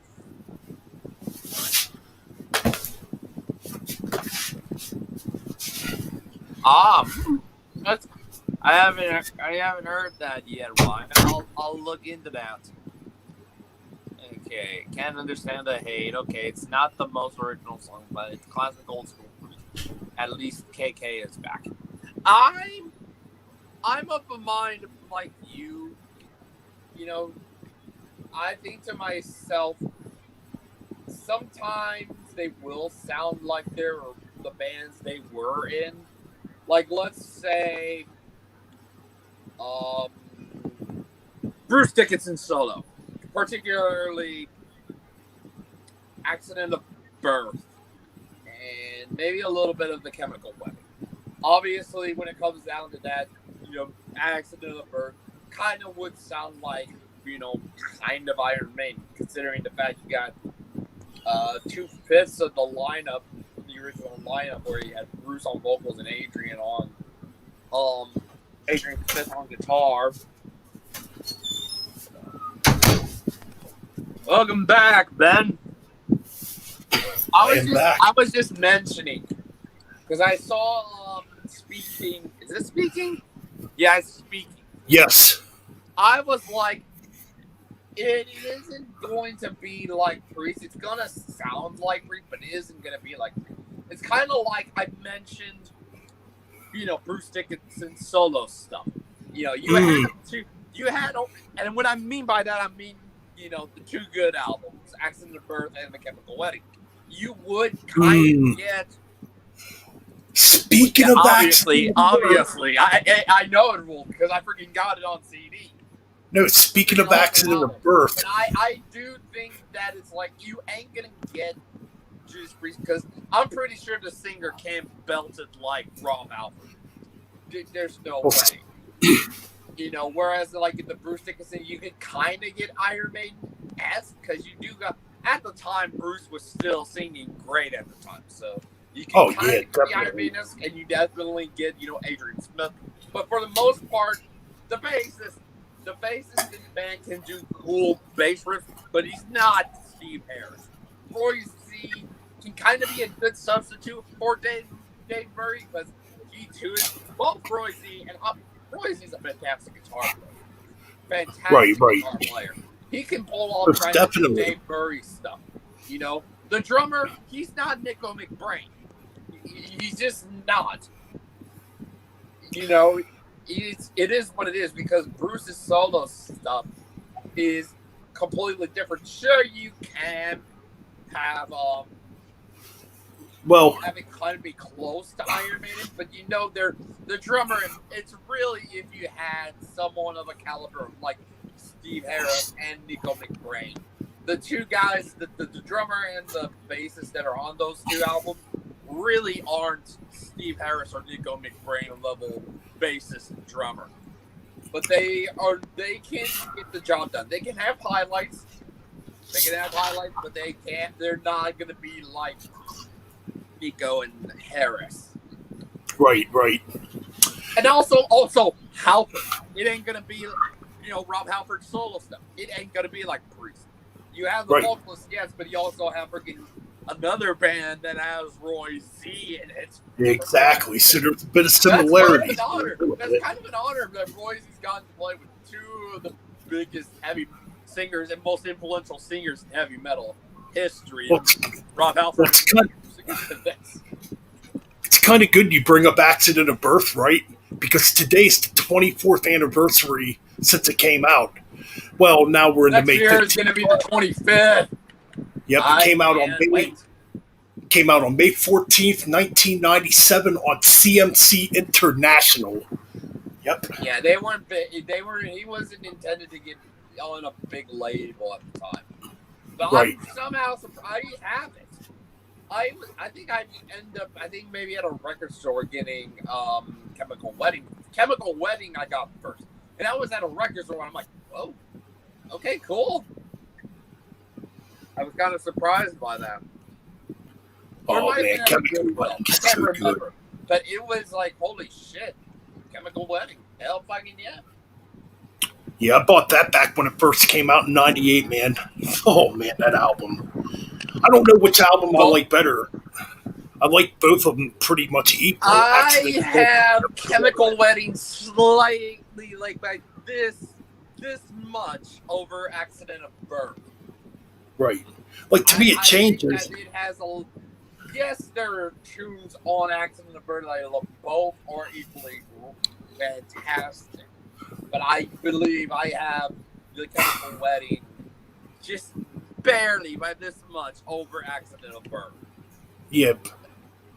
To me, it changes. Like, there's days I like Accident of Birth better, then there's days I love Chemical Wedding better. Yeah. Which I think. So I'll bring it. I'll let you finish, and I'll bring up another one. Go on ahead. Good. Well, I was gonna bring up James LaBrie. You ain't gonna get Dream Theater from his solo stuff. True. It's a little heavy. Unique that he has opportunities to do something like that. Right. You know, gets to go outside of his comfort zone. Do the last two albums he's done have been more on the vein of melodic death metal, like In Flame, Dark Soil Work. You ain't. Yes, it's James LaBrie and all that stuff, but you're not. It's not. Yes, they got everybody in there is fantastic at what they do. Marco's a great guitarist. They got Peter Wickers from Soilwork on there. He's a great guitarist. The bassist can get the job done. He's not John Young, but he gets the job done. You got the keyboardist who isn't Jordan Rudess, but you know he can do some great keyboard work, and he's a backing vocalist too, Matt Guillory, who also happens to be doing a solo stuff as well. And I just absolutely love that James' solo stuff, and I'm excited to hear this new solo album that James is gonna do, because I'm literally pumped for it. But you ain't gonna get Dream Theater. You know, if you want something that's Dream Theater without it being Dream Theater, Liquid Tension Experiment exists. There you go. That's the closest you're gonna get to a band that's not Dream Theater, but has members of Dream Theater that's going to sound like Dream Theater. Because you know when you're getting Dream Theater, you're getting freaking crazy guitar work, and crazy bass work, and crazy drum work, and crazy keyboard work, and all that stuff. That's the closest you're going to get to Dream Theater, the Liquid Tension Experiment. They just don't have a vocalist. Right. Totally. Because you got at least the core of the band. You got at least the big players in that band with Mike Portnoy, John Petrucci, and Jordan Rudess. Sad that Mike Portnoy isn't going to be with Dream Theater, but at the very least, we get Liquid Tension Experiment. Right. At the very least. Totally. But... well, the thing is, too, with LaBrie's solo material, it's definitely heavier. Oh, yes. And he doesn't have it's a bit darker. Sometimes. Well, I don't think this time around he's going to do a lot of the singing, but I think to myself, it isn't going to be like Static Impulse or Impermanent Resonance. He isn't going to have Peter Wildoer there. He's going to have Marco there. But the one thing that I realized who's going to be on the drums is his son. So it ain't going to no Peter. There isn't going to be harsh vocals and stuff like that. It's just going to be LaBrie doing his thing. Which I am a little bit excited for when that comes out, because I've been hyping myself for a new James LaBrie album for quite a while now. Pretty much. Right. Totally, man. Totally. Well, June's coming up here. Got a few albums coming out in June. New Flotsam and Jetstam, and the new long-awaited Helloween album, just called Helloween. going to be their 16th full-length album. I think the new Flotsam and Jetsam album is going to be their 16th album too. The cool thing about the Halloween album. The cool thing about the Halloween album is you're going to have all three vocalists. It's going to be interesting. I can't wait to hear it. I'm excited for that. Yep. I'll be getting that on release day. New Flotsam and Jetsam I'll be getting. Those are like the two big ones for June. Well, new Fear Factory's coming out for anybody that's into Fear Factory. Yeah. Might be the last Fear Factory album I might ever get, being it's the last one with Burton on vocals, because I'm a little bit sad about that. Right. So I want to be able to get that, knowing that it's the last thing he ever did with Fear Factory. So it's kind of weird. I'm definitely going to be reviewing as well. Oh, no shit. I guess we're getting a new Udio album too. I'll be getting that. I'm a huge Udo fan. Huge Accept fan. Definitely going to be getting that. And that should be his 18th studio album too. 18th? I didn't know he's made that many. Maybe 19th. I might actually be wrong on that. It might be his 19th album. Are you counting the stuff he's done with Accept? No. He has a bunch of solo albums out. He just put out an album back in 2019. Or was it last year it came out? You know what? I think it did come out in 2020. He did that orchestra album. I bought it. It got pretty mixed reviews. It's pretty much the sound of Udio mixed with an orchestra, if that makes any sense. Oh yeah, new Michael Sweet's coming out tomorrow, actually, I believe. I gotta check out some of Michael Sweet's solo albums, because his last couple albums have been heavy. Yeah, I might be going back. Well, I'm going to be heading up to Illinois, obviously, for only a week, but then my mom told me that we're going to go back up in July because my grandpa is having, I think, knee replacement surgery. Ooh, I think by then I'm permanently up there, so maybe at that point I'll be like, I might just get the new Halloween album. There you go. Oh yeah, we got the new Dark Fear Factory too. Yep, there you go. That's right, we got a new Dark Throne album coming out too. Eternal Hell. Yeah, the album cover that one cool. I will definitely get that too. I might even get the Underground Resistance as well. I do want to get that. That's a good album. Hell, maybe even Old Star too. Yep. I do have. I bought Old Star back when it came out. Yeah, I actually like their last few albums. Arctic Thunder's a good album.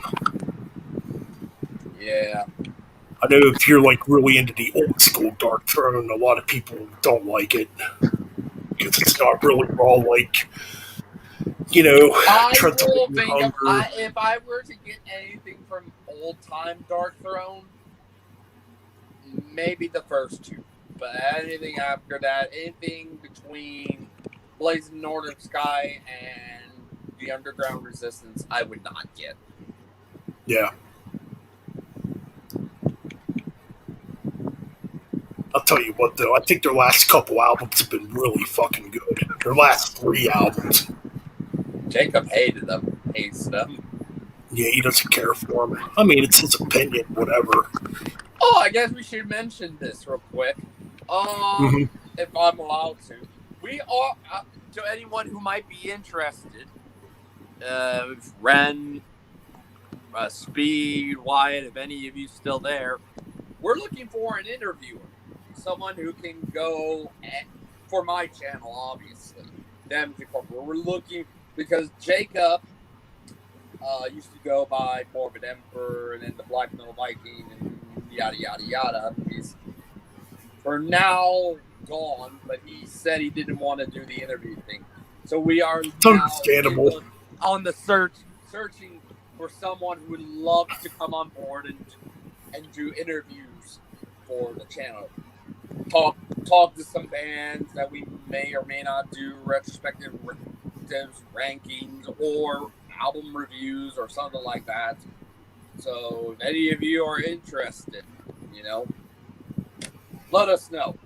I figured I'd plug that real quick.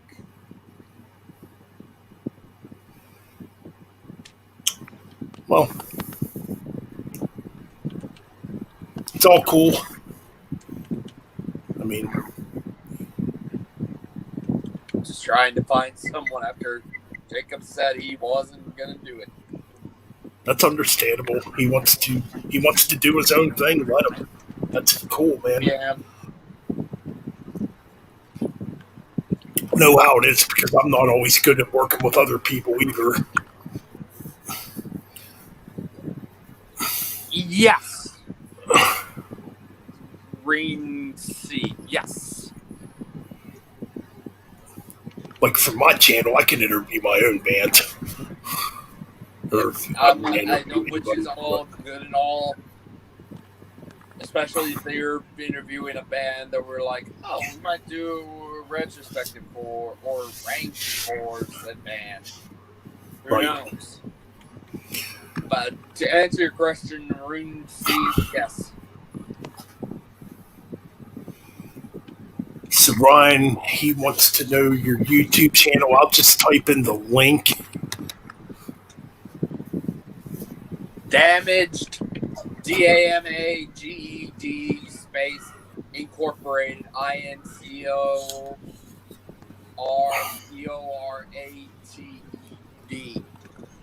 But I believe Ben. Oh yeah, Serial Uncle, new EP. Yep. Maybe cool to do. No one's ever done them before.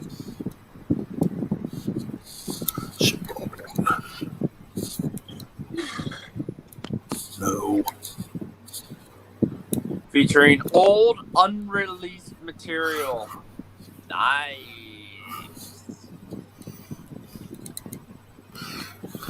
It's awesome to hear. That's coming out soon. May 28th. That's awesome.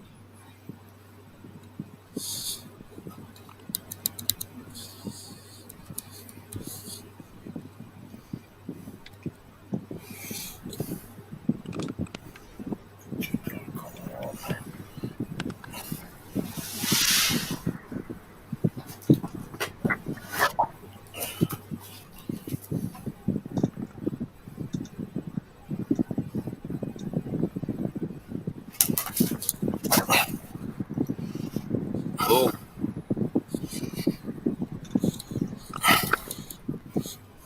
Yeah, I don't know. I can't type. Unless I have to go out of there, go chat stuff.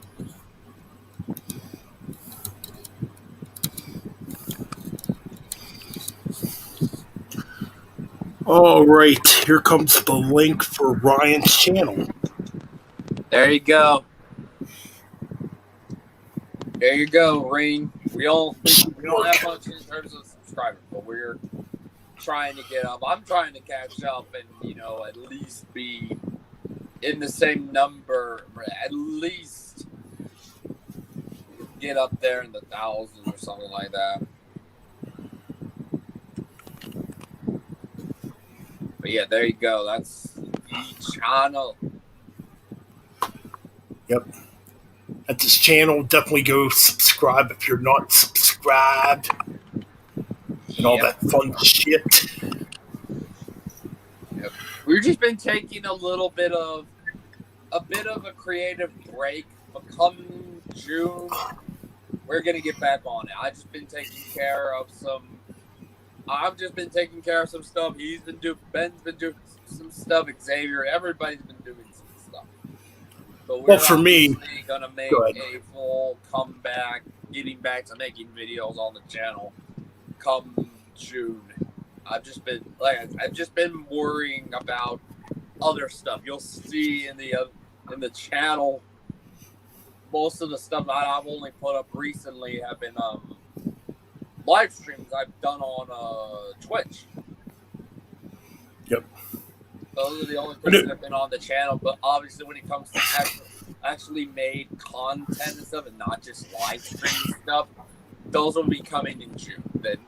So at the very least, you're gonna have content on there to at least watch, and just we are putting out content at the very least. It may not be actually made with content, but it is content. It's in the form of just old live streams that already happened. So it's kind of like that is what it is. You gotta get some content for the U of tubes. It's kind of like the live stream that's happening right now. Actually, the Rock and Roll Hall of Fame was going to be a separate video, and the KK Downing was going to be a separate video. But then at the last minute, I'm like, okay, well, I did have another stream. I had another stream planned for tonight, and I kind of put it for tomorrow night because, well, I didn't write my list out for like my favorite guitar players in hard rock and heavy metal. So I wasn't even going to stream tonight. Then at the last minute, I'm like, you know what? I'm going to take the Rock and Roll Hall of Fame and the new KK Downing or KK Priest track and mix them together and talk about it. That's what the first 20 minutes of the stream was about. So yeah, this wasn't even supposed to be extreme, but hey, it's a stream. We had Xavier on earlier. We got Ryan on here now. Yeah. We're sitting here chatting. We're trying to entertain you. We're trying to give you a good time. But no, we love doing this. For me, like this week, I was just burned out with the internet. Period. I'm like, man. Yeah. Because every day you log into Facebook, you log into whatever social media platforms you have. It's all negative bullshit. Yeah, obviously. Obviously, for me, as you might have seen in some of the stuff that I've done, I'm trying to keep myself busy while I'm not, because being creatively drained at the moment. But I realized, just having those live streams I do over on Twitch, which if y'all want to, if y'all have Twitch, go and check it out. SGG, all of it is lower caps. It's SGG_Dremora1. That's my Twitch channel. I stream on there.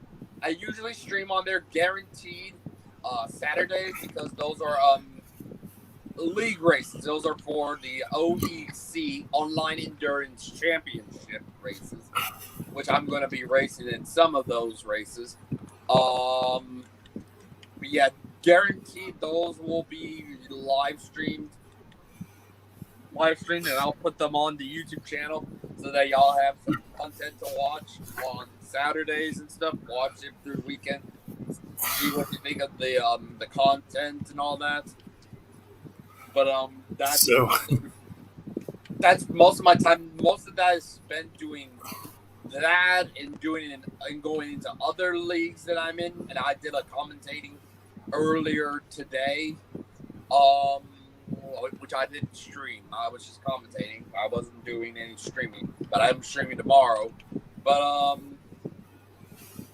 then there's obviously, I think either Monday Monday will be another one that another thing that I will definitely be streaming. I'll be streaming, what is it? A NASCAR race that I'm racing at for the Indy Oval.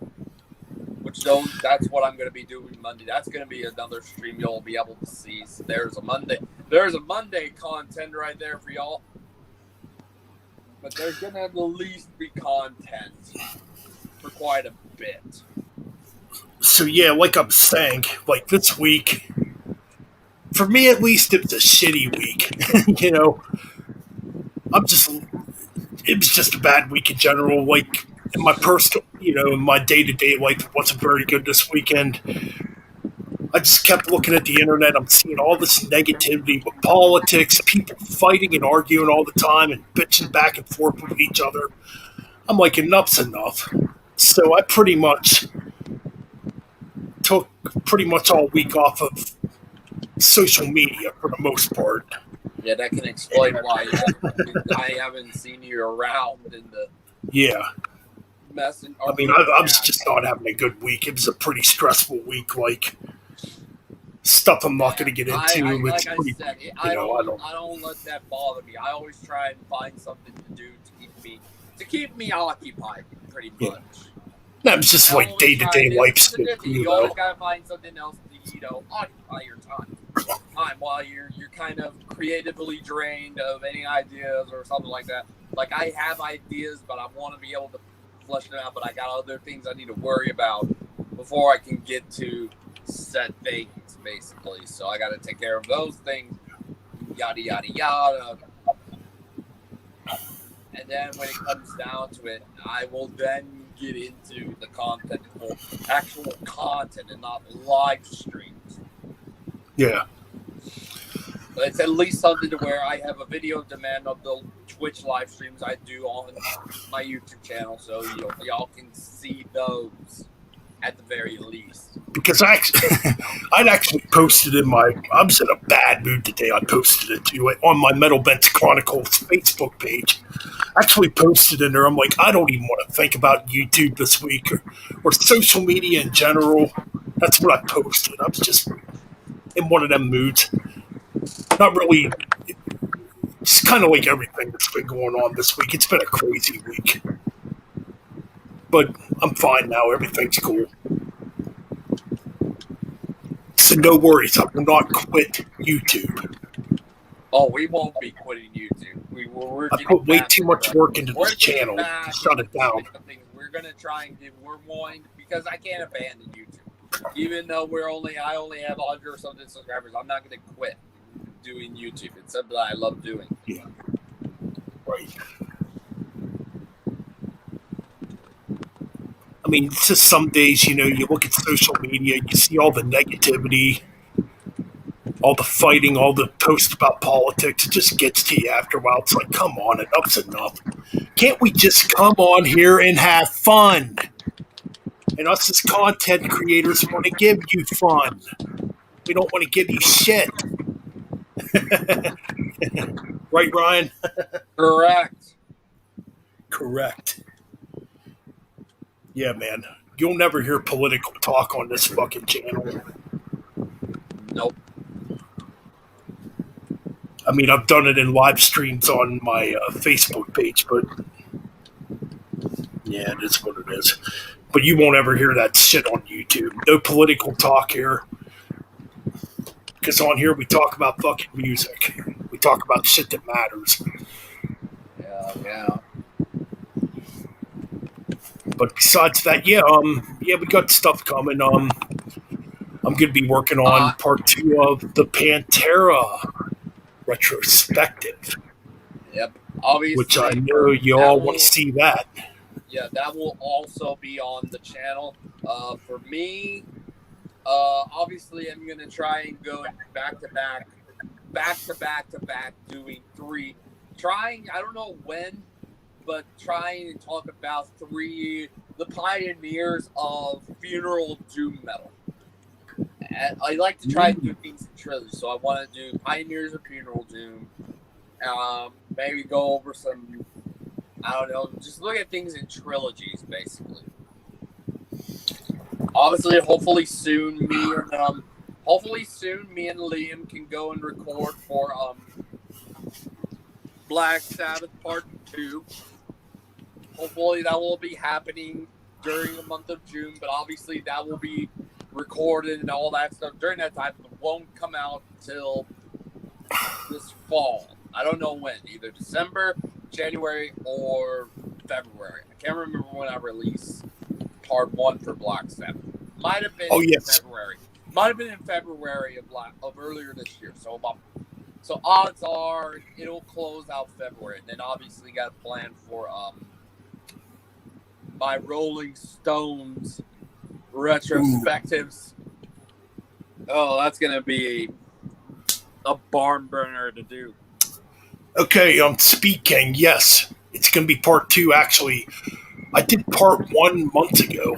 When did I do that? Back in January, I think. Yeah, sometime around then. It might actually have been back in December. It's been a while since I did part one of the retro. Actually, definitely check out part one of my Pantera retrospective. They're both obviously. It's on not only his. What is it? Yeah, it's on his, but it's also on mine as well. So it's on there too, yes. But yeah, Pantera part one is up. Will be on there as well. That video definitely needs. There will be some differences between the two. That video definitely needs more views. It should not have the low views it has. It's a good video. I busted my ass making that fucking retrospective. Give that motherfucking retrospective some views. Part two is coming. Go and check it out. Give not only his, but also mine some views. We want to have it both be growing at the same time, pretty much. Yep. Check out all of mine. Yeah. All my channels retrospectives. They need the views on YouTube. Yep. I mean, I know it's hard to check out every video, but yeah, I get it. You know, I have a question about the first one video. Go and check out another video. Okay, now he's asking, have they officially been released on CD? Okay, I'm going to be honest with you, no. I think the original pressings were only released on vinyl. Yeah, there was never CD pressings of the original 4 Pantera albums. Now, I do think there might have been cassette pressings. I always wonder, are they even available digitally? Like, the copies I have are not original. I mean, they're obviously bootleg copies, but I'm like, you know what, it doesn't really matter at this point. I'm going to get them anyways. And for years, those first 4 Pantera albums, to find them, you would pay a fortune for them. These... And that includes... I'm assuming that includes power metal, right? Yeah. Yeah, it's all 4 of them, yep. Which I actually have 2 copies of... Actually, I have 2 copies of Project in the Jungle and I Am the Night. I have separate CDs, then I have a combo CD with both albums together.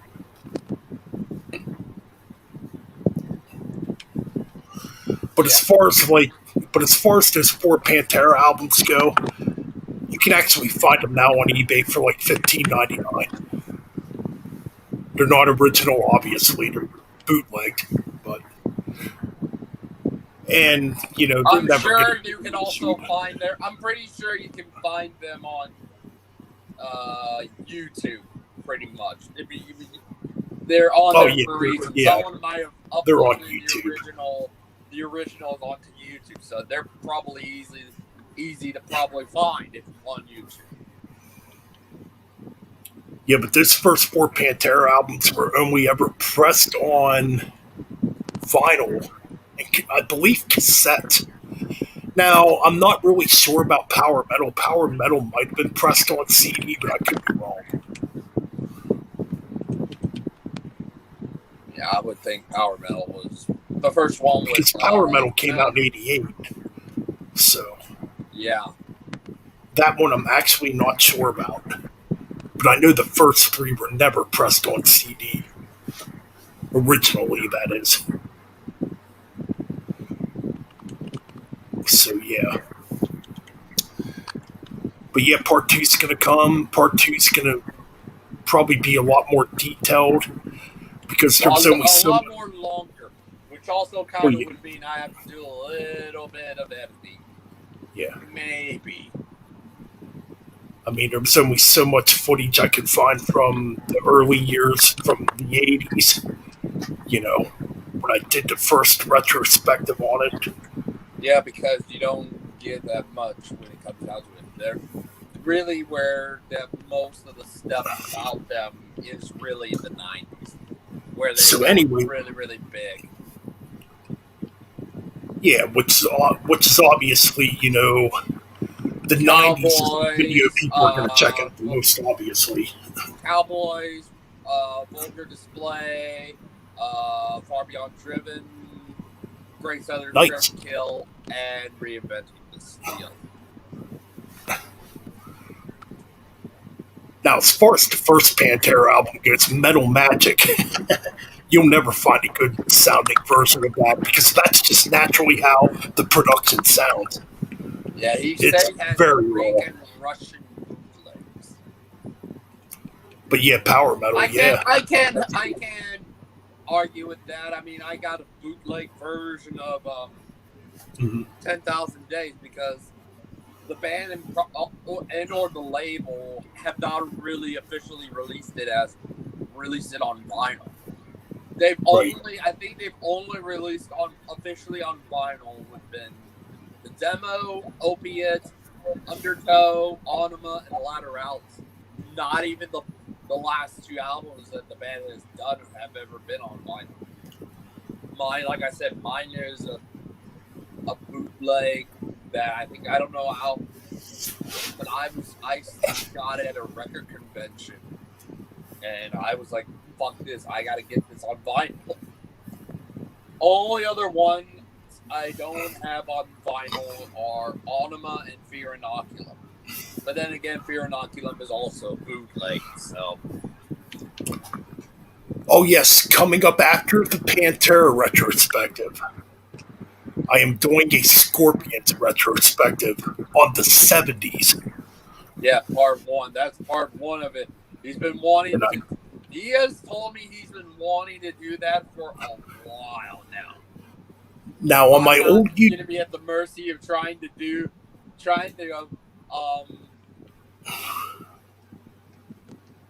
it's going to be hard to even find stuff in the 70s from the band. There's not a lot of footage out there. Yeah, so I'm going to find what I can, especially. Miss, it's going to be, unless you can find all of them, and I'll be like, okay, I might cut it up here, cut it here, edit here, yada yada yada. Maybe cut it down. Oh, yes, speaking of which, I can see that.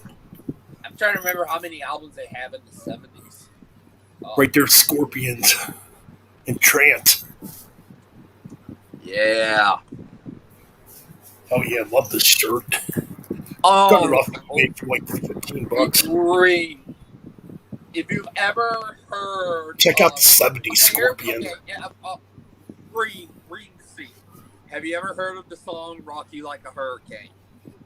I've never heard that in my life. Holy crap! What's it called again, Ryan? Perspective would be awesome too. Yes, it would be. You said, what's that song called again? "Rock You Like a Hurricane"? I've never heard that in my life. Ah! Holy crap! Is it good? I ain't falling for it. I don't fall for that crap. I'm 30 years old. But now, man, definitely check out their 70s material. When it comes to taking sarcasm, I'm terrible. But I ain't stupid. It isn't worth the time. I don't think I heard it. Only the title. Like today, I've been sitting down listening to I started listening to all the Scorpion albums today, actually, to get ready for it. Because I'm going to actually do I think I'm going to do it the 80s. Well, I think I'm going to do the whole history, to be honest. But I'm going to start out with the 70s with Ole Roth and Michael Schenker. Don't forget, what's his name? He would later join. I forgot what his name. Matthias Jabs. Yeah, he would join. I think he would join. Oh yeah, it's gonna. Yeah, on Love Drive. Oh yeah, it's gonna go into the map. That's where it's gonna end. Where it starts going into the Matthias Jabs era. Yep. Yeah, that was. So yeah, it's gonna cover Love Drive too. Animal Magnetism. Blackout. Oh, Blackout. Love at First Sting. Awesome. Blackout's a fucking awesome album. Hell yeah. Love at First Sting, obviously. They're Savage Amusement, Crazy World, Face the Heat. I will be. How many years have they done? There's the 70s, the 80s, the 90s, and then the 2000s, and the 2010s. So that's 4 parts actually. But the Scorpions have been around since 1965. Yeah, but they didn't start making albums until what? The 70s? 1972, obviously, with Lonesome Crow. I'll be very interested to see what your thought will be on Humanity Hour 1. I believe that was the first Scorpions album I ever got. Really? Yeah. I Yeah. had known about Scorpions for a while. And, that's an underrated album. Obviously, freaking Rocky Like a Hurricane was played on that. I think it might have been on a GTA game. And I was like, ooh, this is really good. And then I didn't know. I think it was just a blind buy that I went and got Humanity Hour 1. Face the Heat's a great album, too. Yes, Face the Heat's a fucking underrated album. Oh, yeah, from the 93. I think came out in 93, my stepdad has that. Yeah, Alien Nation's a fucking heavy tune, yeah. But it's going to be interesting doing this. I mean, I reviewed... Originally, I did 2 reviews on the old channel. I reviewed the first album, Lonesome Crow. I turned it into like a story, actually. I wish I still had it. And what was the other one? The second album, Fly to the Rainbow, when Ole John Roth joined the band. But now I'm going to do it all in like a retrospective type of deal. Yeah. Reen, fuck yes. Scorpions I want to see the Scorpions live. Yeah, to answer your Nothing question, but good stuff. Yes, they are way better. Nothing that AC/DC is bad, but I love AC/DC, don't get me wrong. When you compare the musicianship in AC/DC to that of Scorpions, Scorpions is better by far. Especially, yeah, Mappiest Jabs, Ole John Roth, Michael Schenker, like, come on. Comparing those two is like guitar players. Fuck.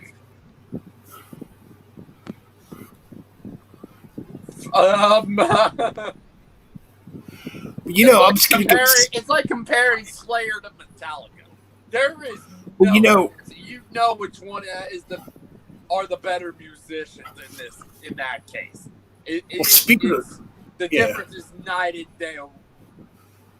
Speaking of the Scorpions, right? Back in 2017, they came around my area, right? They were playing in Reading, PA, which isn't too far from me. Anyways, it's the Scorpions and Megadeth. It's September of 2017. However, I couldn't go because that's when I broke my leg and I was tied up. God damn! That's so like my chance. I'm like, okay. There are some concerts I'm wanting to go to once I've get the hell out of here. Like, I know I still want to go to Louder Than Life. I believe that's in Kentucky. That happens to fall almost close to my birthday, with Metallica being there. You won't believe what I look at the poster that they released for that. You will not believe what the major acts are for the Friday. You want to know? 9 Inch Nails, Snoop Dogg, fuck that, and Machine Gun Kelly. That's what I think of that. I was like, what the fuck? I think I gotta remember what I was seeing this as like a post on But no, I gotta tell the story. I gotta tell the story real quick. Okay, it was August 9th or August 18th. I broke my leg.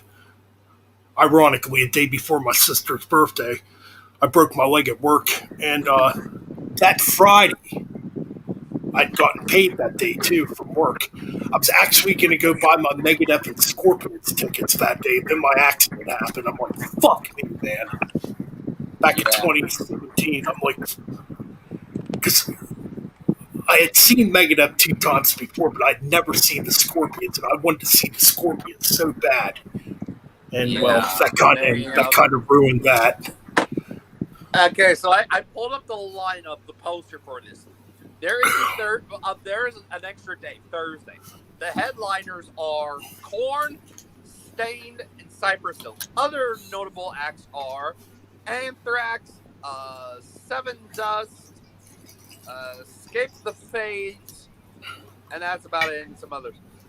Friday, obviously the headliners, Metallica, Jane's Addiction, and Rise Against. Other acts include Gojira, Killswitch Engage. I don't want to see none of those. What else is there? I think that is about it. Obviously the Saturday lineup: 9 Inch Nails, Snoop Dogg, Machine Gun Kelly. Other notable acts on that day include Asking Alexandria, Garbage. Code Orange, Butcher Sounds Babies. like a shit show. I don't know if you were familiar with Butcher Babies. Are you? Who is it? Butcher Babies. Hate them. Don't like them. Okay. You're going to love Sunday, though. The headliners are Metallica. Obviously, they close. They're opening their Friday and Sundays. The next band, Judas Priest. Now we're talking. And then the last headliner, the returning Mudvayne. Other acts include Seether, Skillet, Sabaton, The Who, Mammoth, Wolfgang Van Halen, Fozzy, that's the band with that's Chris Jericho's band. Yeah. Who else is on here? I believe that's about it. Did you say The Who? Yeah, The Who. THU. That Mongolian throat metal band. Oh, never mind. I thought you meant The Who, the classic rock band. No. It's a different Who. It's HU. They're pretty cool. I believe my uncle. I mean, I wouldn't mind told seeing me about them, and they were pretty cool. They're I pretty wouldn't mind interesting. seeing. You gotta check them out. I mean, They're pretty cool. I wouldn't mind They're seeing like what. Mongolian throat metal, and they got a lot. They don't use conventional. They're not distorted stuff. They use like their native instruments. Pretty cool. You should check them out. My thoughts on Machine Head. I think they. Not a big fan no more. Rob Flint's a bitch. I cannot believe the first album I ever listened to from Machine Head was Catharsis. I regret it. Now, I do like the album The Blackening. I do like the album Unto the Locust. I like the first album. I should go and check those. I remember hearing some other stuff that weren't from Catharsis. I was like, well, this is pretty good. Wow. Machine Head used to do good music. The first album's good for my eyes. It's pretty interesting. Besides that, they suck. Catharsis, what a joke of an album. Rob Flint crying for like an hour. But then there's also another, I believe there was another tour I'm wanting to go. If they're ever in Illinois or something like that. And that is obviously they just re-announced the tour that was going to have Megadeth, Lamb of God, Trivium, and In Flames. Nope. I don't go see Megadeth. Well, I'd probably go see Trivium too. Perfect. I mean, a lot of people get Trivium. Trivia's been making some killer albums as of late. Like a lot of people. I dare say they got it back to what they were like on Shogun. Like a lot of people give Trivium shit. I don't give them shit. I love their stuff. But I absolutely love the Sin in the Sentence and what the Dead Men say. They've been making some killer, and not to mention, I think their drummer, what was his name? Alex Bent. Yeah.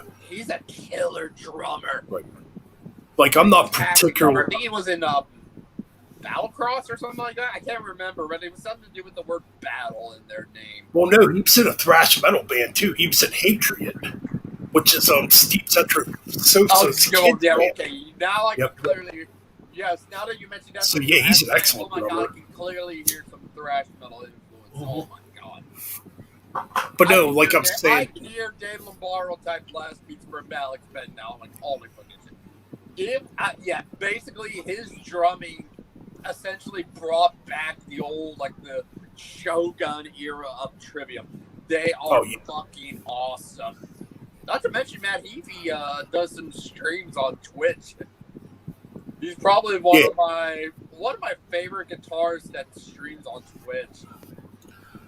But yeah, like I was trying to say, I'm not particularly into that style of metal, but I like Trivium.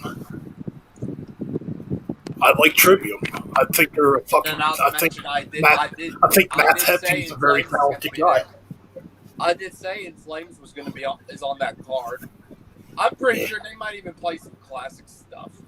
Sure, it ain't going to be the same, but it's be freaking cool because I've seen some live stuff of how they are, and it's like, oh my fucking god, these guys are just. It's something I've wanted to see. I've wanted to see a Megadeth concert for so long. I would be happy if ever to say if Megadeth gets a friggin' awesome bass. Hear this, and I would think this would be really cool. Okay, so you got Kiko Liru, kind of a power metal guitarist on the guitar. You got Dirk Verbeeren, drummers. He's been in soil work, and he's done work with Jeff Loomis. Then you obviously have Dave Mustaine on guitar, and he does vocals. But then on the bass end, and I think this would be a big fuck you to them, Jason Newsted. Oh, no. No? That's not going to happen.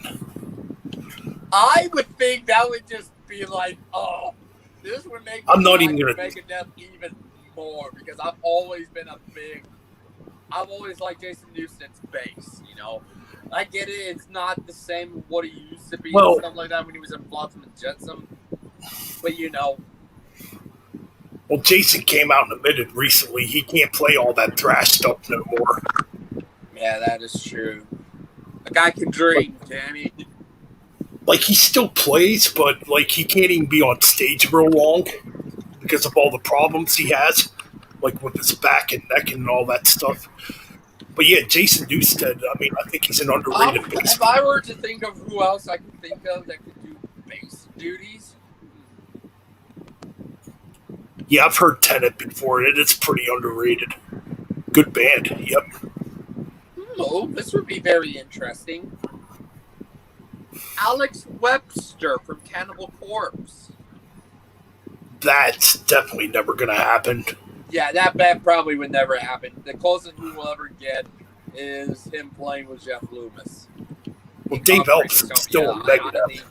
I think Alex has got other stuff. I think that would be another cool one. Or maybe, I don't know, maybe Terry Butler? That would be pretty cool. Nah, I don't know. Okay, so we got to think of some young one. I wouldn't say too young. Okay, wait a minute, think bassist. Shoot. Well, who could work at a Megadeth type of level? Shit. Fuck, I can't think of anyone. Well, Dave Elf's still in Megadeth. Yeah, but if they were decided to let him go, it's like...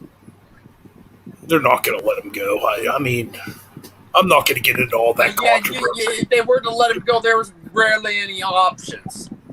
They're like, we got no options, we have to keep him until there is options, you know. That's all people talk about anymore on social media about whatever happened with Dave Elfson. I could care less. Okay, so what do we think of? Okay, bassists who use Jackson, aside from Ellison. Who does bass? Who plays Jackson basses?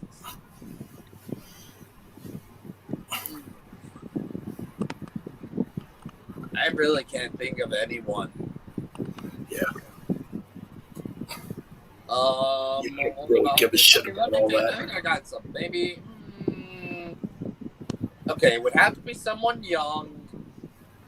Well, not too young.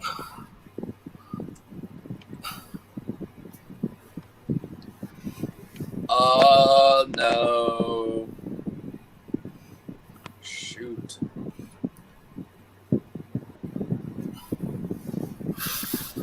Frank Bello from Anthrax, maybe? I don't know. Yeah, I don't know about that either. Shoot. Who else? what about other thrash bands? Oh, that would be something. Oh God, that would be something. Gary Holt. Yeah, but he's not a bass player. True, man. Yeah, that is true. What about what was that one? Ooh, I don't know how old he is, but Ron McGovney. I don't know what's going to go on there. I have been trying to not pay attention to that whole shit. I really don't care. Yeah, that's true. All I know is It's just a bunch of drama. All I know is I do want to go to that tour. But definitely. Whew.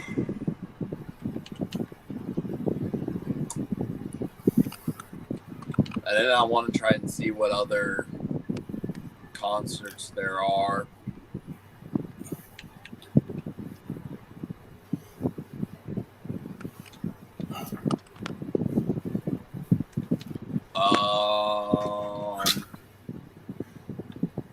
Shit. What other tours would be close? What other concerts or festivals or tours that would be nearby? Shit. I have to go all the way to Chicago and go to a show or something.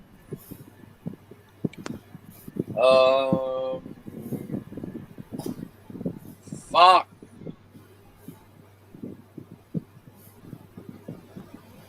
I can't think of anything. nah, me either.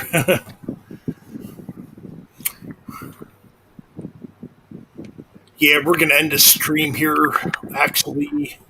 Yeah, it's been over 2 hours. Shit. Holy crap, yeah, that's holy fuck. This was only supposed to be like maybe a half-hour stream, and it turned out to be this long. Fuck. Damn. But yeah, man, thanks to everybody for dropping by in the stream here tonight. Yeah. And well, we got the guitar stream coming up tomorrow night.